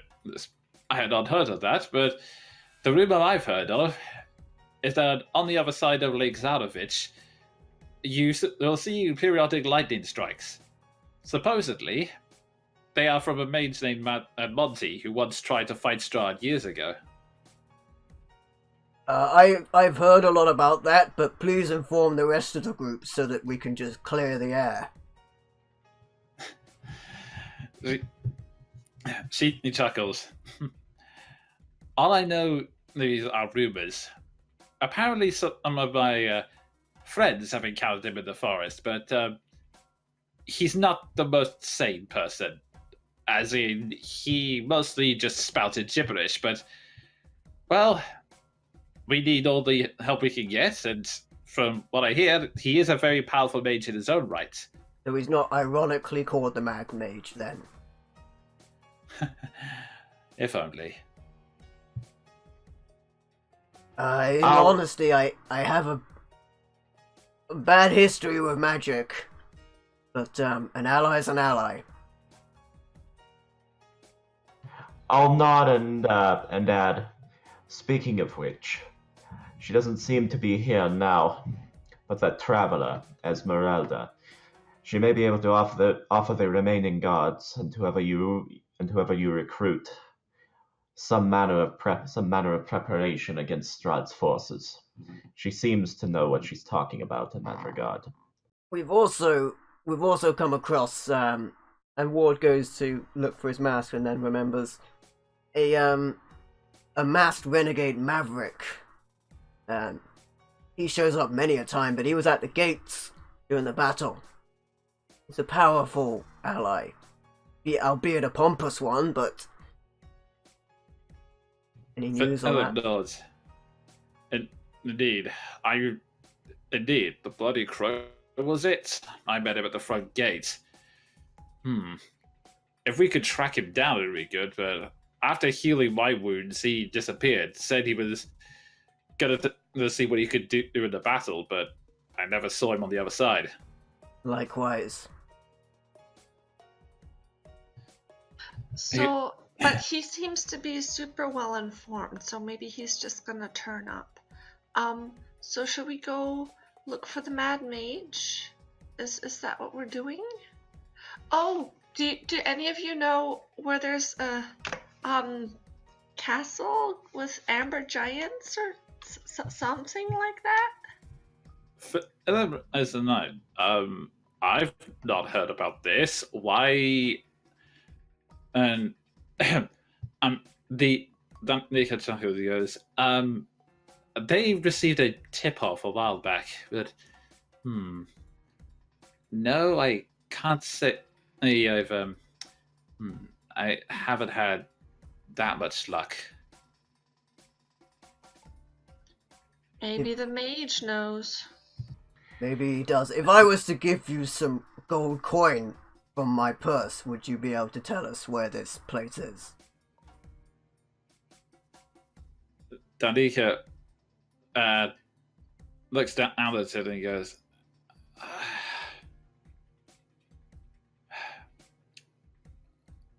all right, I do have a hunch, but I did not want to send you there on a whim. All right, I didn't expect that to work, but okay. Well, I can see what you people are like. I doubt if you probably wouldn't let it drop until you had answers. Your tip-off was probably referred to the Amber Temple. At which point Philip groans and goes, "Oh, of course it bloody would." Leo raises an eyebrow and goes, "Oh, and what is it about this temple that has got you both so apprehensive?" Danica, at this point, sighs, looks up and goes, "All right, well, you have Strahd, and then there's the source of Strahd's power. That's the Amber Temple. That is where so much of our grief comes from." Jean will speak up and say, Have you any inclination of exactly what nature of a temple we are dealing with? Is it a place of necromancy? He's like, honestly, anyone with any good sense stays away from the temple. I've only heard stories. Good sense. All three of them groan at that. I suppose you do not, but just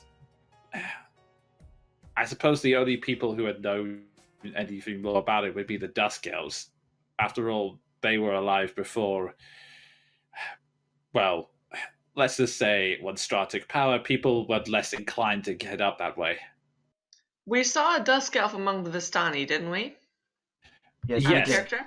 The arrangement Yep. specifically, the specific arrangement was that the Vistani the Vistani camp was at the top of the hill, and the Dusk Elves lived around the bottom of it, so they were kind of living in the same place.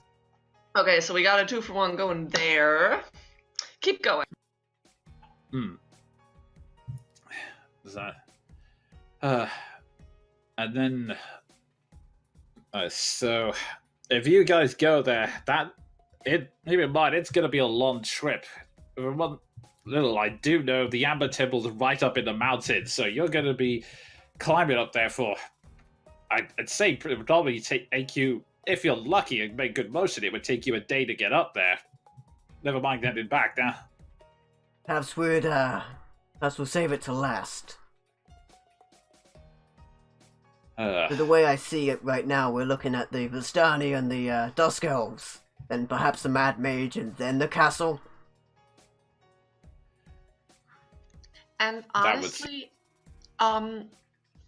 if it's the source of his power, then maybe it's smart if we get that before we face him, so he's a little bit weaker. Jean will pipe up and say, I would agree, simply because I would rather not like to be turned into a cat again. Worse things to be than a cat, my friend. I agree. Purring is nice.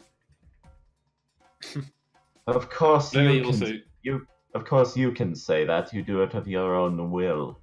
Fear not, John. Once we dispatch Strahd, we'll have many a tale to tell after this. I'm sure you'll be all ears. The entire building collapses, everyone dies. Whereas Twig spontaneously combust and burn the place down. You get like a Final Fantasy VII continue screen up with like a broken sword. At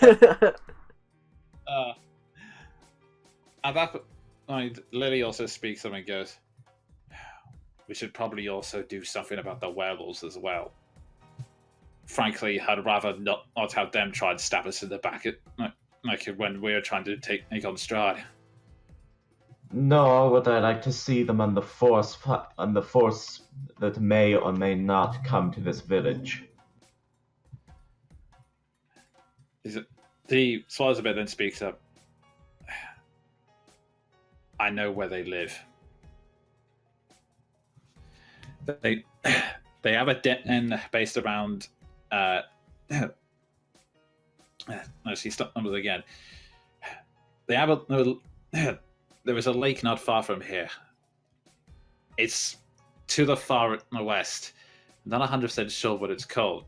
At this point, Philip speaks up and goes, Lake Baratok. Right.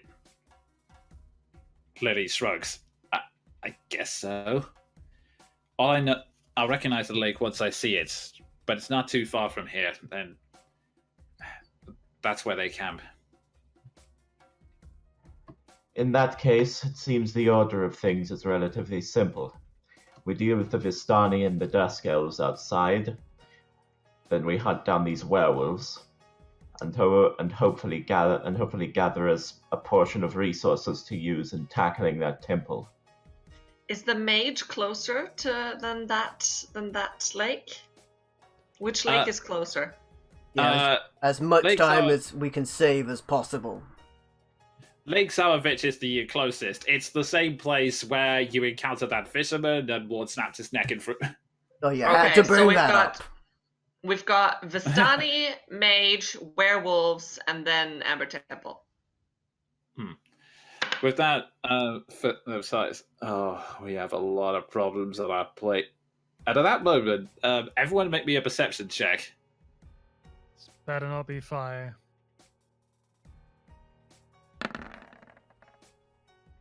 It's the 22. Oof.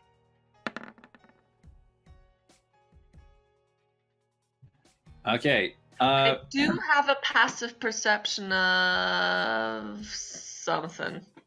High. Probably 14. Okay. Okay. He sighs and there's a moment of silence, and at that moment, a lot of there is a bit of a, you hear something that sounds like a foot outside, but Jean and Jean and Pam, Jean and Maldraff, you hear on top of that thud you hear a voice just coming from this direction. I would like to look out the window. I'm gonna join him. Catching everyone by surprise, you get up, you pop outside the window. Huh, what are you looking at?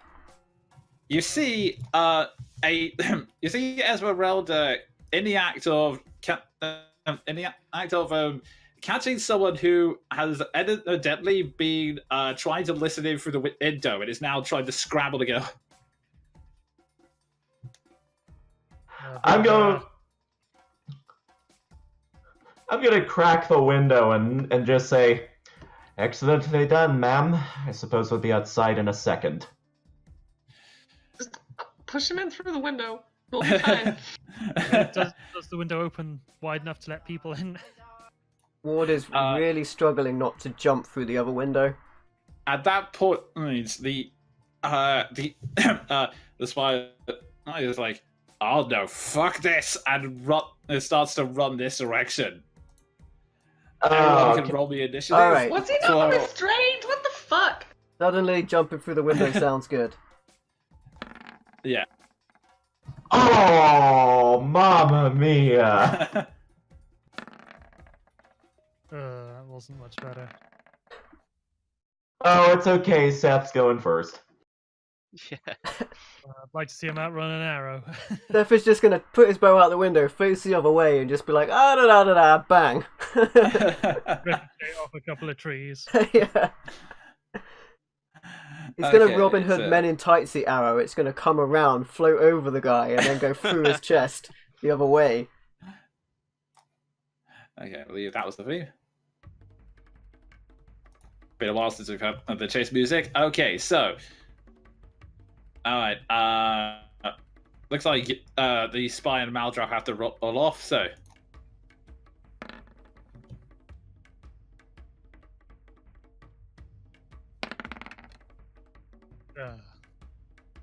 Okay, so. Seth at the top, unsurprisingly. Yeah. I'm just going to give him a berth and say, "Through the leg, please."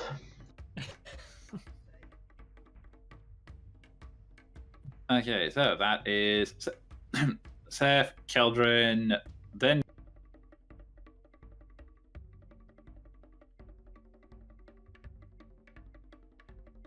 Maldraff, Ward, and John. Okay, so at the top of this round of the chase,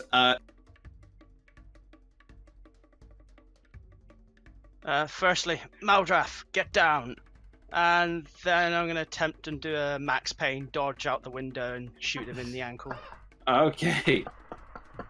I shall obviously comply. Okay, I'm just picking out this. Just make me one. Yeah, make me an acrobatics check as you do the Max Payne dodge out the window. Love it. I'm so happy. Yeah, you. Yeah, you're fine. You manage to leap out, and the momentum carries you a bit, so you the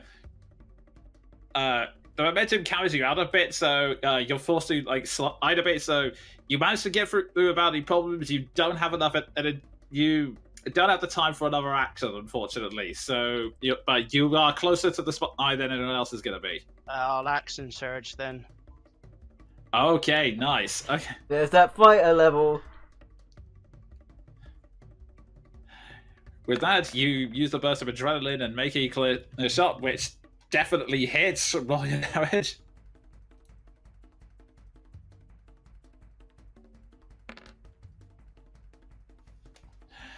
Okay, that is. Yeah, you make a you make a clean shot. It catches him across the leg, and he kind of lets up and clutches his leg, but manages to pat the wound down and keep himself going through adrenaline. You can attack again if you wish. Hold to the next one will kill you. I'll stay my hand, however. Okay. Alright, with that, Keldrin, you're up. How far away is he from me? Is he within 30 feet?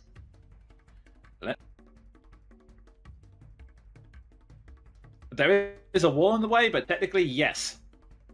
Okay, if I can move up just to where I can see him, I'm going to cast Thorn Whip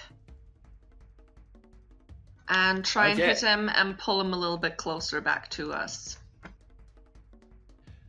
Okay. I will say, make the make the attack roll, and I'll Melee spell attack is that what that? Yeah, that's what it is. Yeah. Unfortunately, you try to take the whip There's so many round, people but in the way. I can't see. it's a combination of you trying to leap over people, and the fact that you're also trying to do it round a window. So it essentially what you do is that the whip kind of sort of lashes against the outside wall, which combined with what was happening earlier, it's enough for him to go. That's it. Okay, with that, it comes round to his turn. He looks at you and Seth, make me a persuasion roll. Or intimidate? Actually, yeah, intimidation would probably be better in this case. Yeah, they're both the same, so.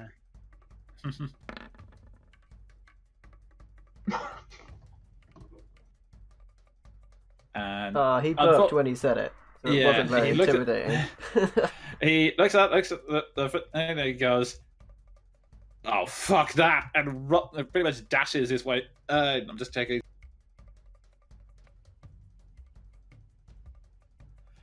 Yeah, he is going to to dash about. Let's see. Yeah.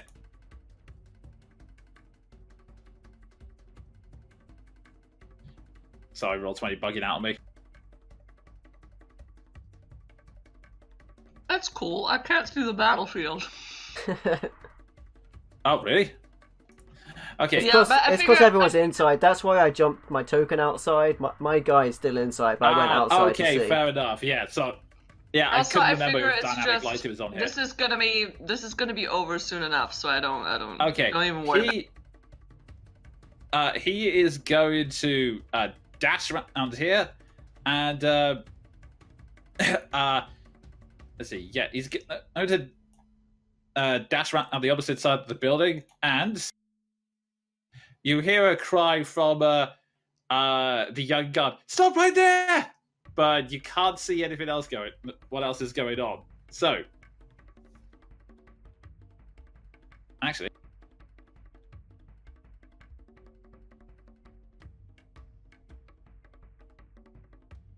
the chase is on. he makes two quick.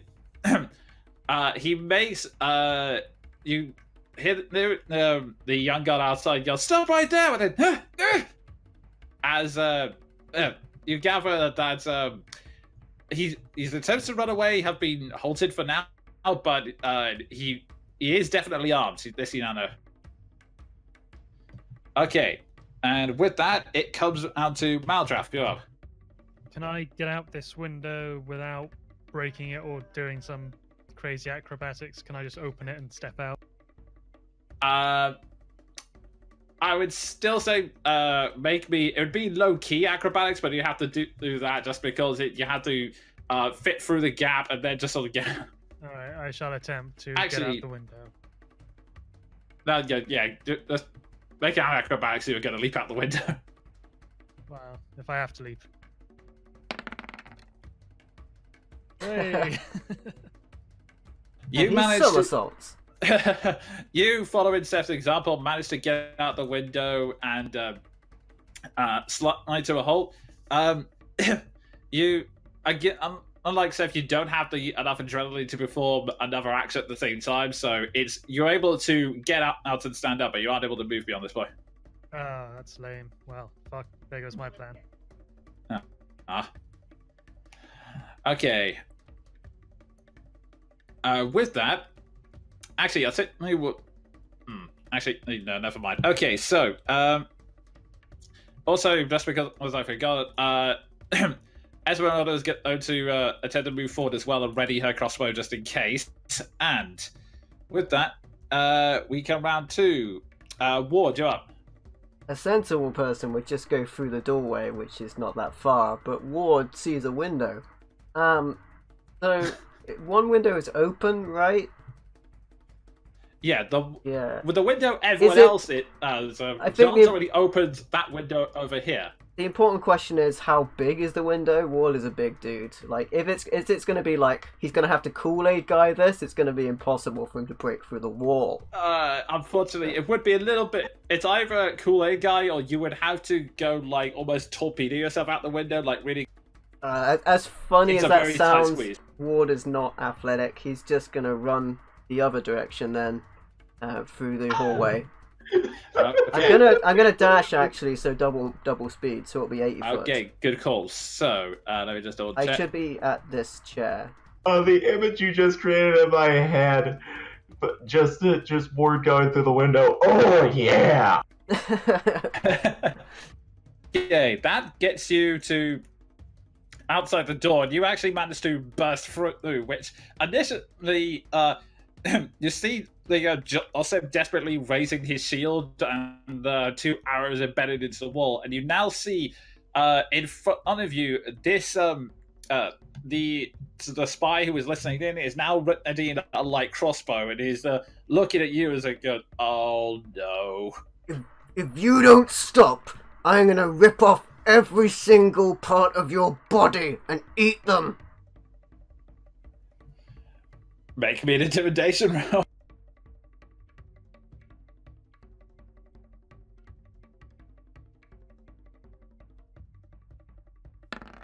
Actually, worse than my persuasion, funnily enough. No, it's the same. It's the same. Oh, my persuasion is 0, so it is better. That's fine. Unfortunately, he looks at it and goes, "You know, that gives me less reasons to stick around, right?" I am faster than you. And with that, Jean, your action. Oh, okay. There is a window, and I'm smaller than Ward, but this is going to be the place where I roll the natural 1. So I'm just going to, I'm going to follow him and double move out the door. 4, 5, 6, 7, 8, 9, 10, 11, 12. Yeah, that's just enough to. Yeah, that's enough to get you outside. In fact, actually, you know what? I'm just going to make one quick.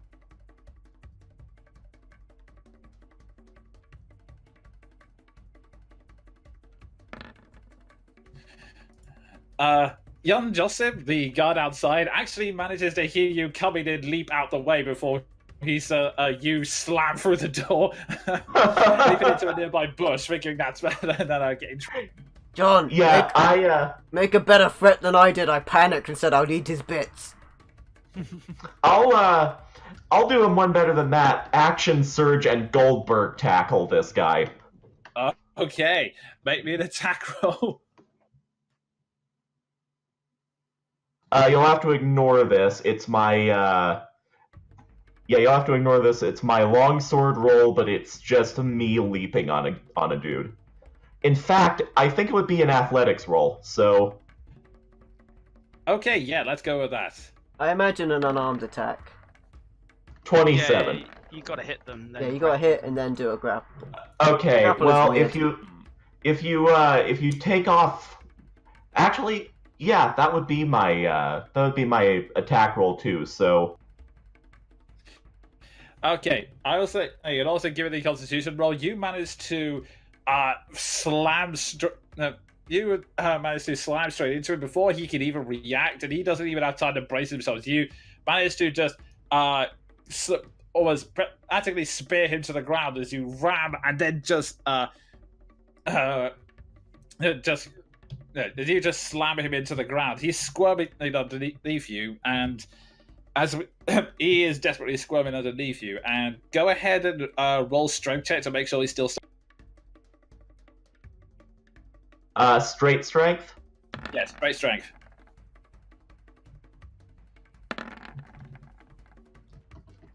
Yeah, that's easy enough. He's at this point. He is struggling, but he cannot break free of your grasp. You've got him firmly pinned down, and he's not going anywhere. Okay, I'm just gonna call back into the manor and say, I think I've got him detained. Okay, and with him firmly pinned down, and imagine at this point, Wood, Seth Maldraff, and indeed Esmeralda are all coming around to surround him at this point. So he just go, oh fuck. I never said I'd eat him. Not all of them. So, who is this? Do we know I'm this guy? Yeah, actually, do we know who this is? Can we Scooby-Doo that mask off? I will say you to time and say no. You have never seen this guy before. At this point, the others come out as well. They all stare at this guy and they go, "What?" Utterson goes, "I've seen you before. Ernest, Ernest was your name, right?" The guy chuckles and goes, "Might be. What's it to you?" That's weird. There's something about that name that inspires absolute confidence. Could I just take this time to... I'm assuming that he's, like, pinned down flat on He's the being pinned down by Jean at this point. Yeah, he's basically I leapt on him like a rude French goose in armor. I'd like to just take this time to sort of kneel down beside him, put my hand on his shoulder and be like, "Look, my friend, we got some questions, and I'm just going to say it's going to be in your best interest to answer them, as there's some fairly fiery personalities in this group, and yeah, it could not go well for you if you choose to mess us around." Go ahead and make me an intimidation roll.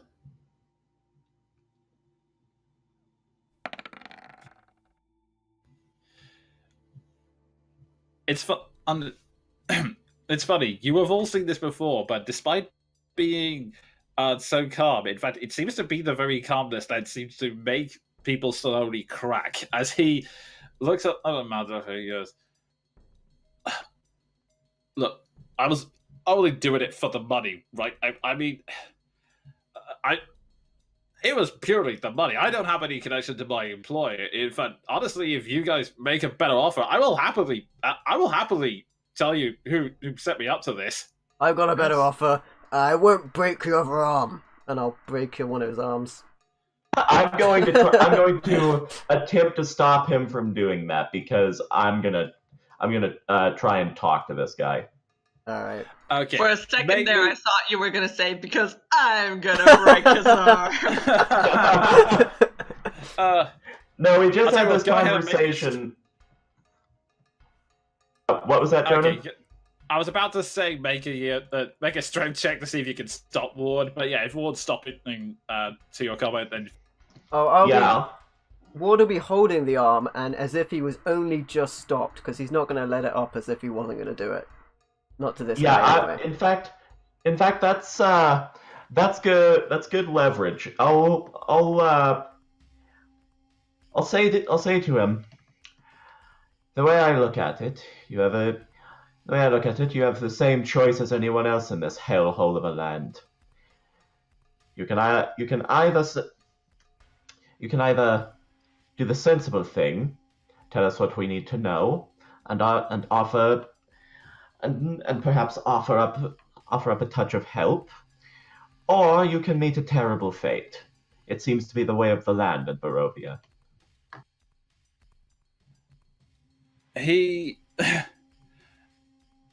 I'll tell you what, make me one more persuasion roll.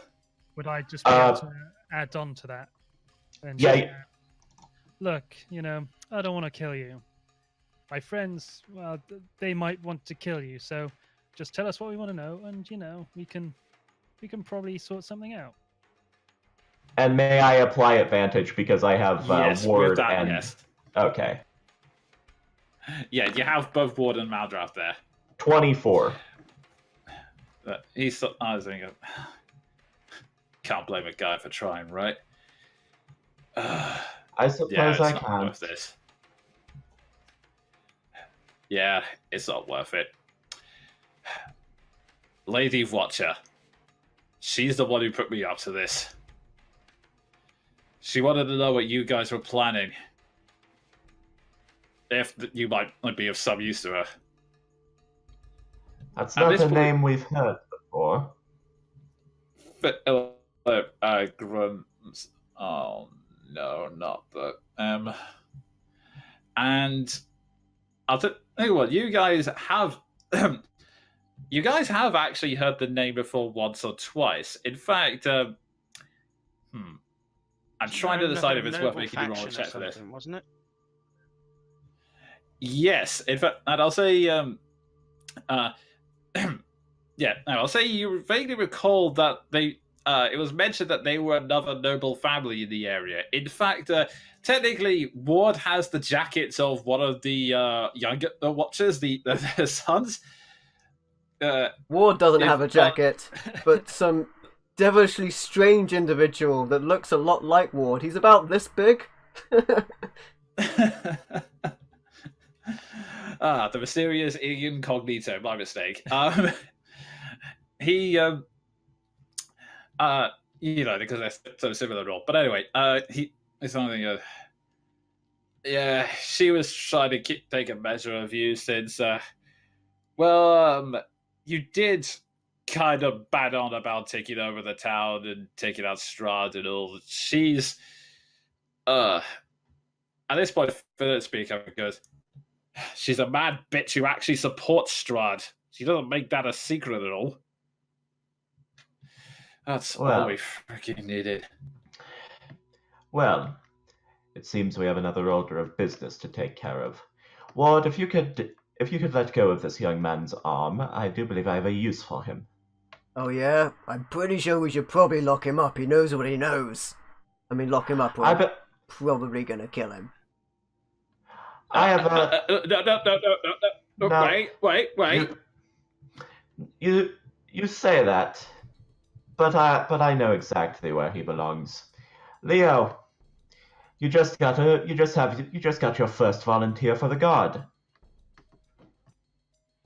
I would say, I don't get me wrong. I like the idea. Maybe I could be a scout or something instead of something that, at least, I'll take any job that pays well. I'll just say that straight up front. If he works for anything money, I can do for you. He can't be trusted. He's just gonna go off and sell this information. No. I can't be totally trusted. Let me break his arm, Honest. and then we'll lock him up. No. Snappy. No. Crack. Leo, do you suppose you can keep an eye on this one? I don't fully trust him, but I do trust your judgment as the new head of guards. I do admit he doesn't seem to be the most ideal volunteer, but I suppose at the very least, we know what his motive is, so I believe we can find use for him. If payment's all you want, at the very least, I can have you cleaning this mansion, as all of the staff have left. I don't know if I'd even trust him to do that. He'll steal something. Just let me break one thing on him. No! I mean, what's he Caldron, gonna steal, Twigs? as soon as the breaking stuff discussion has started, Caldron left and went back into the house. I don't. To be honest, I don't believe anyone in this manor is in a particularly good mood. If he tries anything, I imagine he'll end up with a spear in him. At this point, Esmeralda steps up and goes, "Personally, I would at least take his weapons away. That would at least be a smart." You know, I've actually wanted a hand crossbow for a while, like sneaky. So I'm gonna do that and just shake him down for all the rest of his weapons. Why don't you just rob him while you're at it? I'm going to. I'm also gonna insight check him. Good call. Go ahead.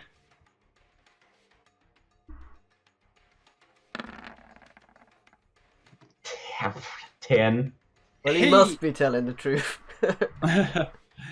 Well, you don't have any reason not to believe him, given the fact that, well, it would take a man with a lot of courage to lie to the face of 3 angry people, all wielding weapons, and one of them actually sitting down on him. It's true. So yeah, I'll just take his weapons and hand him over to Philip and Leo. They,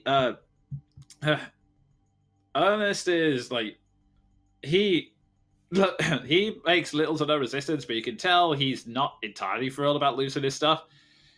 And Leo sighs and says, "All right, come on, the young man. We could figure out what to do with you." And the two of them walking. Before he gets led away, I'd just apply sort of like a makeshift bandage to his leg and just say to him, "It's a nasty wound you've suffered there. Running away would most certainly be a death sentence. There's very few healers between here and wherever you're going." I like Maldrath's way of doing things. He sighs and takes it on board as the two of them walk back inside. If I hear that guy's name again, I'm gonna kill him. If he's stupid enough to try that again, you have my permission. In the meantime, I believe now would be a good time to gather what supplies we need to deal and begin dealing with the problems closest to us. Well, we just got a new problem, didn't we? Right in this town, Lady Watcher. Exactly. Yeah. The last thing we need is to worry about enemies in this town as well. Ideally, if you could. He struggles as he thinks of the best way to say this, but I know I can't be picky, but I would rather. She's still a high figure in the town, despite her weird behavior. But let's just say I have my way with people. You might say I'm a lady killer in that respect. He sighs. The fact that in the literal respect. He says, "The fact that I don't know whether or not you're joking is part of why I'm worried. Could you please handle this with force a little bit more delicate than a hammer?" I'll talk to her. I'll see what I can do. You're pretty good, Maldrath. I like that. If you could write me down some scary-ass lines that I can tell people, that'd be pretty good. It's all in the delivery. Oh, I don't get it. I don't doubt that. I just now realized you have. I just now realized, Maldrath, that you have with a 7 modifier to your intimidation. I just realized you have 18 charisma. You beat me. I mean, he's so quiet, like a madman's lullaby. It's amazing. And Jean will pipe up and add, "We will at least make an attempt to deal with this peacefully. If she is as much of a fanatic as you say, though, it would be best to go prepared for a confrontation in case things go southward." That's fine. Just if you do have to kill her, do it quietly. That's all I'm saying. Fair enough. I would prefer to make as little of a scene as possible. Now, I actually do have a question because I suspect probably we're wrapping up fairly soon, but before we do, I actually left my longsword at the at Argynvostholt. So is there a place that I can acquire a new mundane weapon? Dude, Yeah, we I'm didn't. looking up, Didn't actually. Lily took a silvered longsword, yo. Yeah. That Great great No, sword. she took a great sword. Oh My shit. previous Yeah. great sword, yeah. Wait. I've done it before, man. Andrew- I buried the hatchet in the sense that I left all of my hatchets in the ground somewhere. So Wait, do you mean your silver sword? Because you had that for the first fight. I specifically stated that we should keep all the silvered weapons when we were talking about leaving stuff because we might Yeah. be able to sell them because silver seems to be very hard to come by. And other Wait. Yeah, people are you going to be guys very happy didn't- about silver. Yeah, and Oh you my weren't able god, to yeah, use I it did for... have.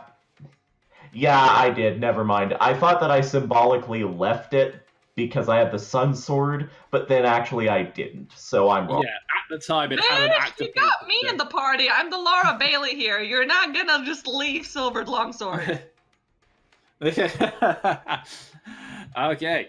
But yeah, do they have a About- blacksmith? They do have a blacksmith because you actually went into the smithy in order to in order for the Keldrin to make that the leaf brooch. You also know that Silver is hard to come by here. yeah, you're not gonna find. Remember when we went into Barovia in general and everybody was like, what's up with these weapons? What?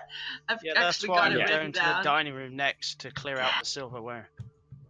If they have some. That's a Yeah, good it shout. was specifically That's mentioned. actually that's a good point. There, you mentioned that you step inside and actually see all of the silver upperware.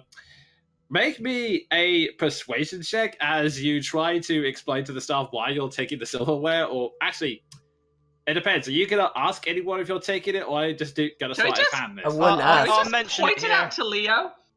I would require the silverware. I need to get some arrows silvered. We're going to be facing many werewolves. Say a new silver tax. It's just come into effect. Make me a persuasion roll.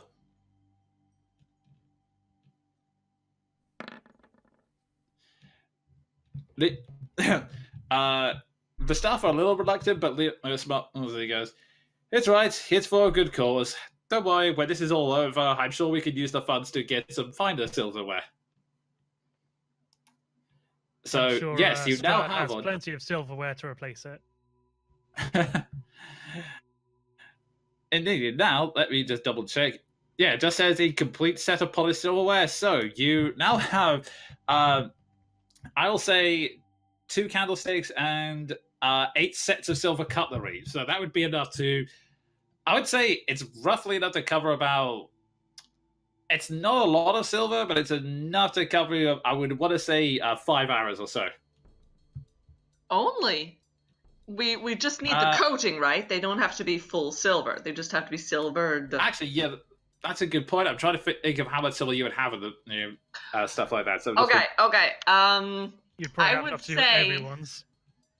Yeah, I would say that 1 fork, if we're giving it a really good coating, is going to be like 3 arrows. I'm assuming you've got trays and teapots and the rest. Yeah, because it just has to be a thin layer, from my understanding, because any silver at But it all should- basically makes. Yeah, silvered weapons are But it just should iron be- weapons dipped in silver. But it should be thick enough that it doesn't flake off. So we do have to. We can't skimp on it.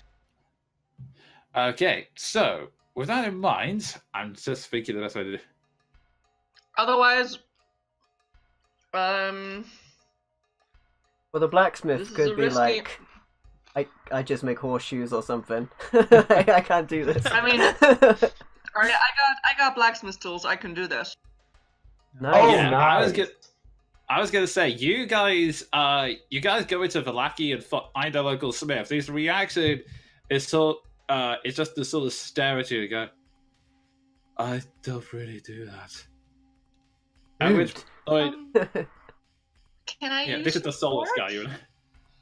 I just need that smelting tool. That's it, and the forge. Yeah, that's I mean, yeah, you're closed right now. She needs to use that.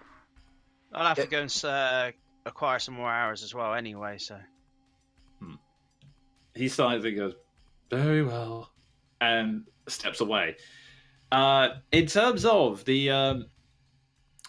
okay, you guys are going to have to make 2 checks here for...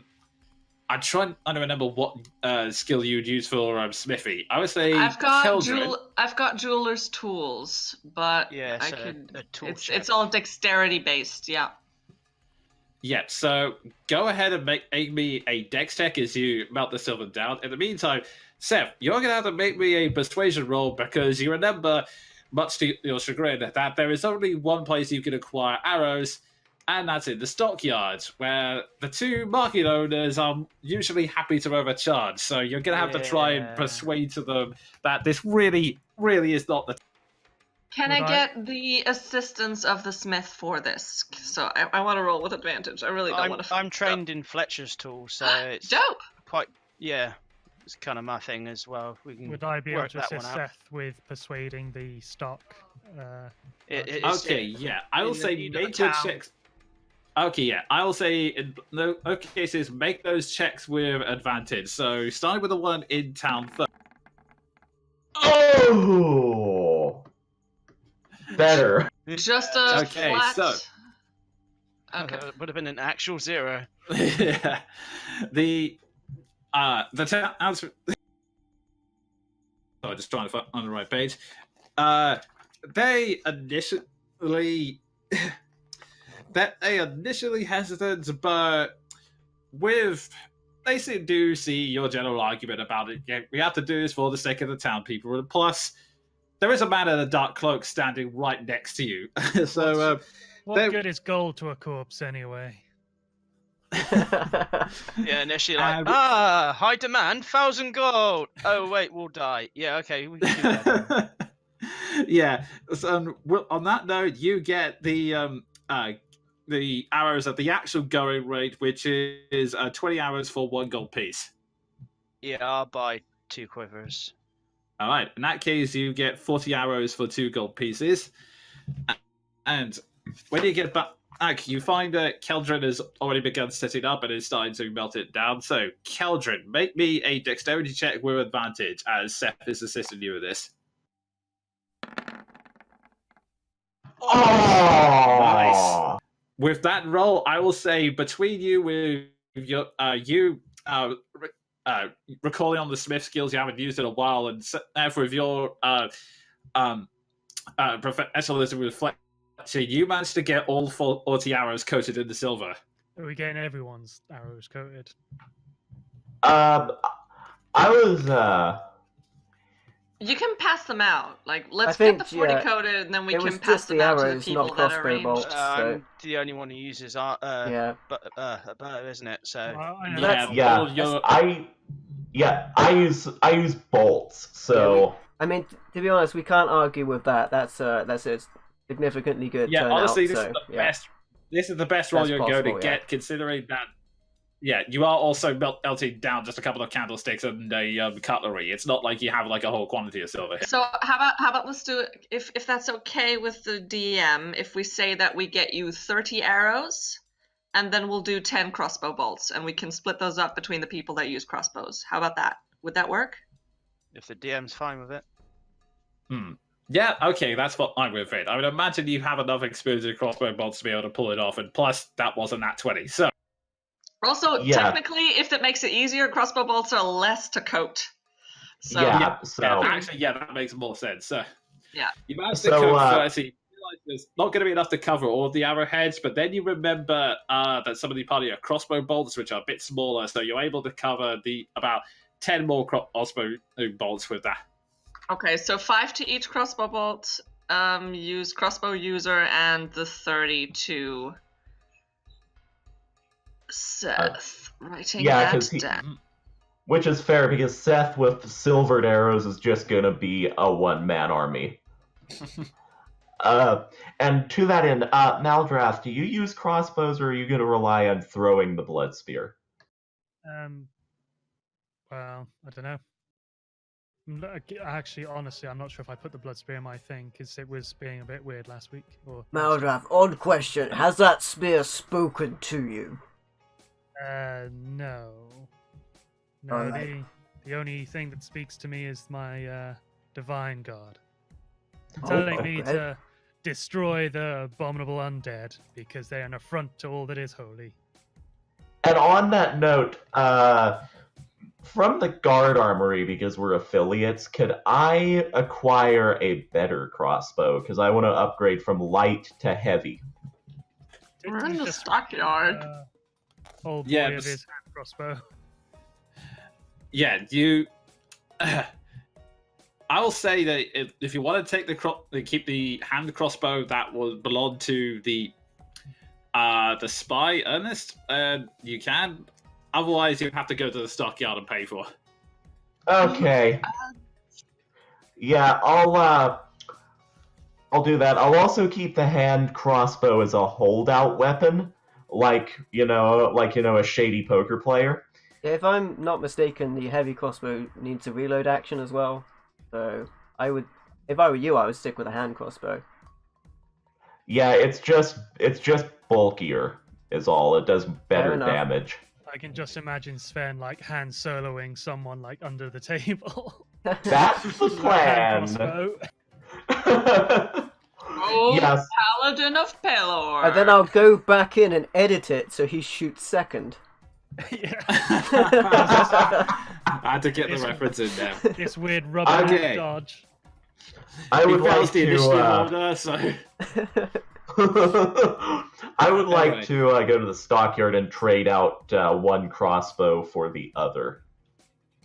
Like Oh, sell you my trade it- light. Yeah, sell my light crossbow for the heavy. okay. They say, oh, yes, that's a very good exchange. In fact, you know what? You don't need to worry about the price. We'll just happily take this from you. May I Yeah. insight check this?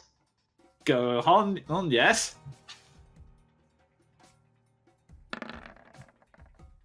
15.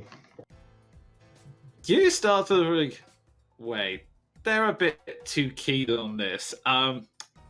Wait, what's the price of hand crossbows again? Light crossbow, rather. No.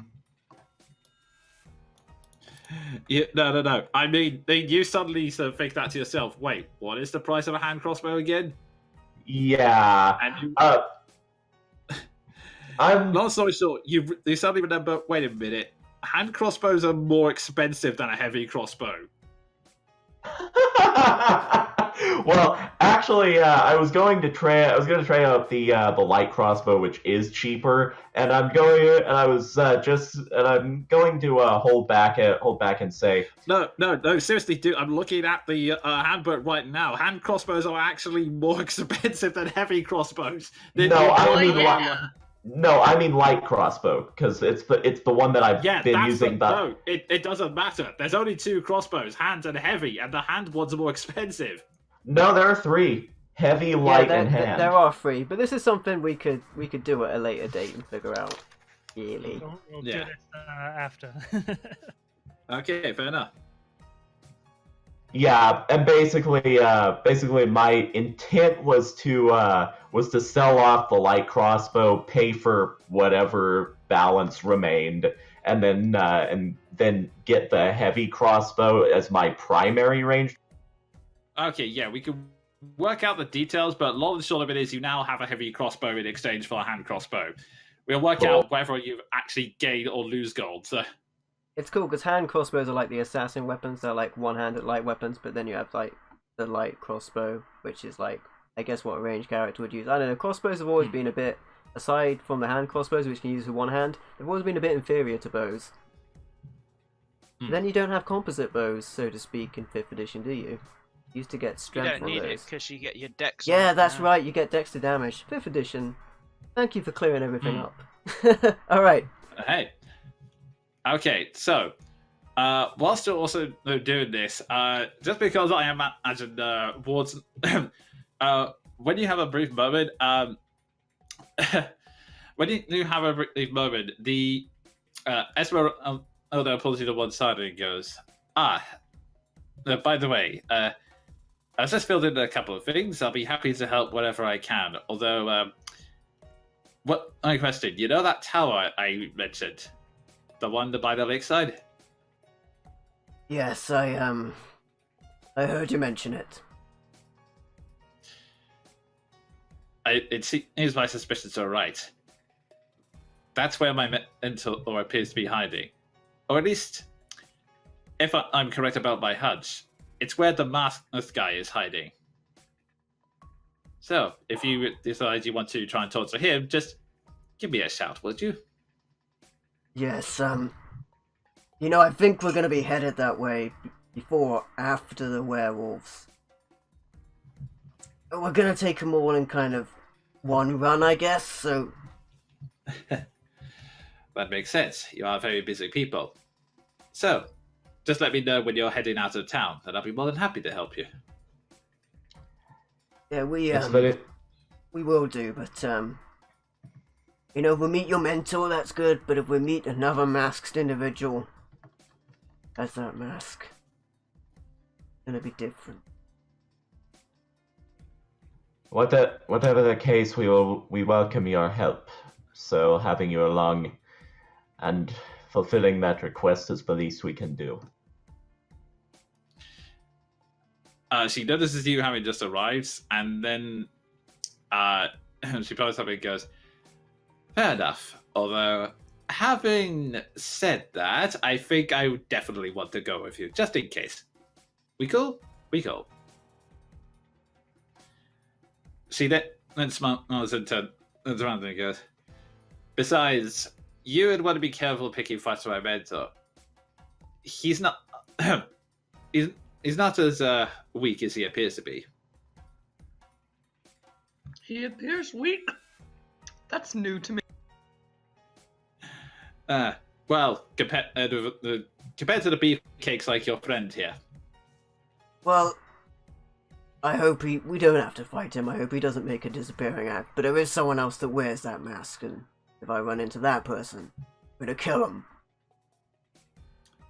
Right, gotcha. I'll have to keep an eye out for that fellow as well. Anyway, it seems like you've got a lot to do. Where the heck are you even gonna start? Well, Vistani. from where I was looking at it, we were looking at the Lady Watcher, then the Vistani, and then I think the werewolves at the lake were second then closest, the mage. and then the mage is closer. Mage is closer. Yeah, it's at the closer of the two lakes. Okay, is the werewolf lake closer or the mad mage lake closer? The mage lake is closer. Okay. Yeah, just to give you an idea of the geography, the Lake Zamovich, where the mad mage is literally right next to the town. So the second lake, where the werewolf lake, that's more to the west, and it's also where the tower is located. So it's easy to be able to do both things in the same run. I like how we've pulled this down to just a shopping list of people to either, strong arm or kill. Pretty much. You're inside Quest City. We got 10 days. Let's rush them out, guys. Brilliant idea. We've got 5 Speed locations. run. There's 5 of us. Let's just go out. Hey guys, let's just split up. 5 micro sessions We'll where do we all all the die. Yeah. So join us for 5 separate episodes as we go. Now, the question is, do we want to tackle any of these side quests today, or no? Almost certainly the lady today. You sent that person after us right now.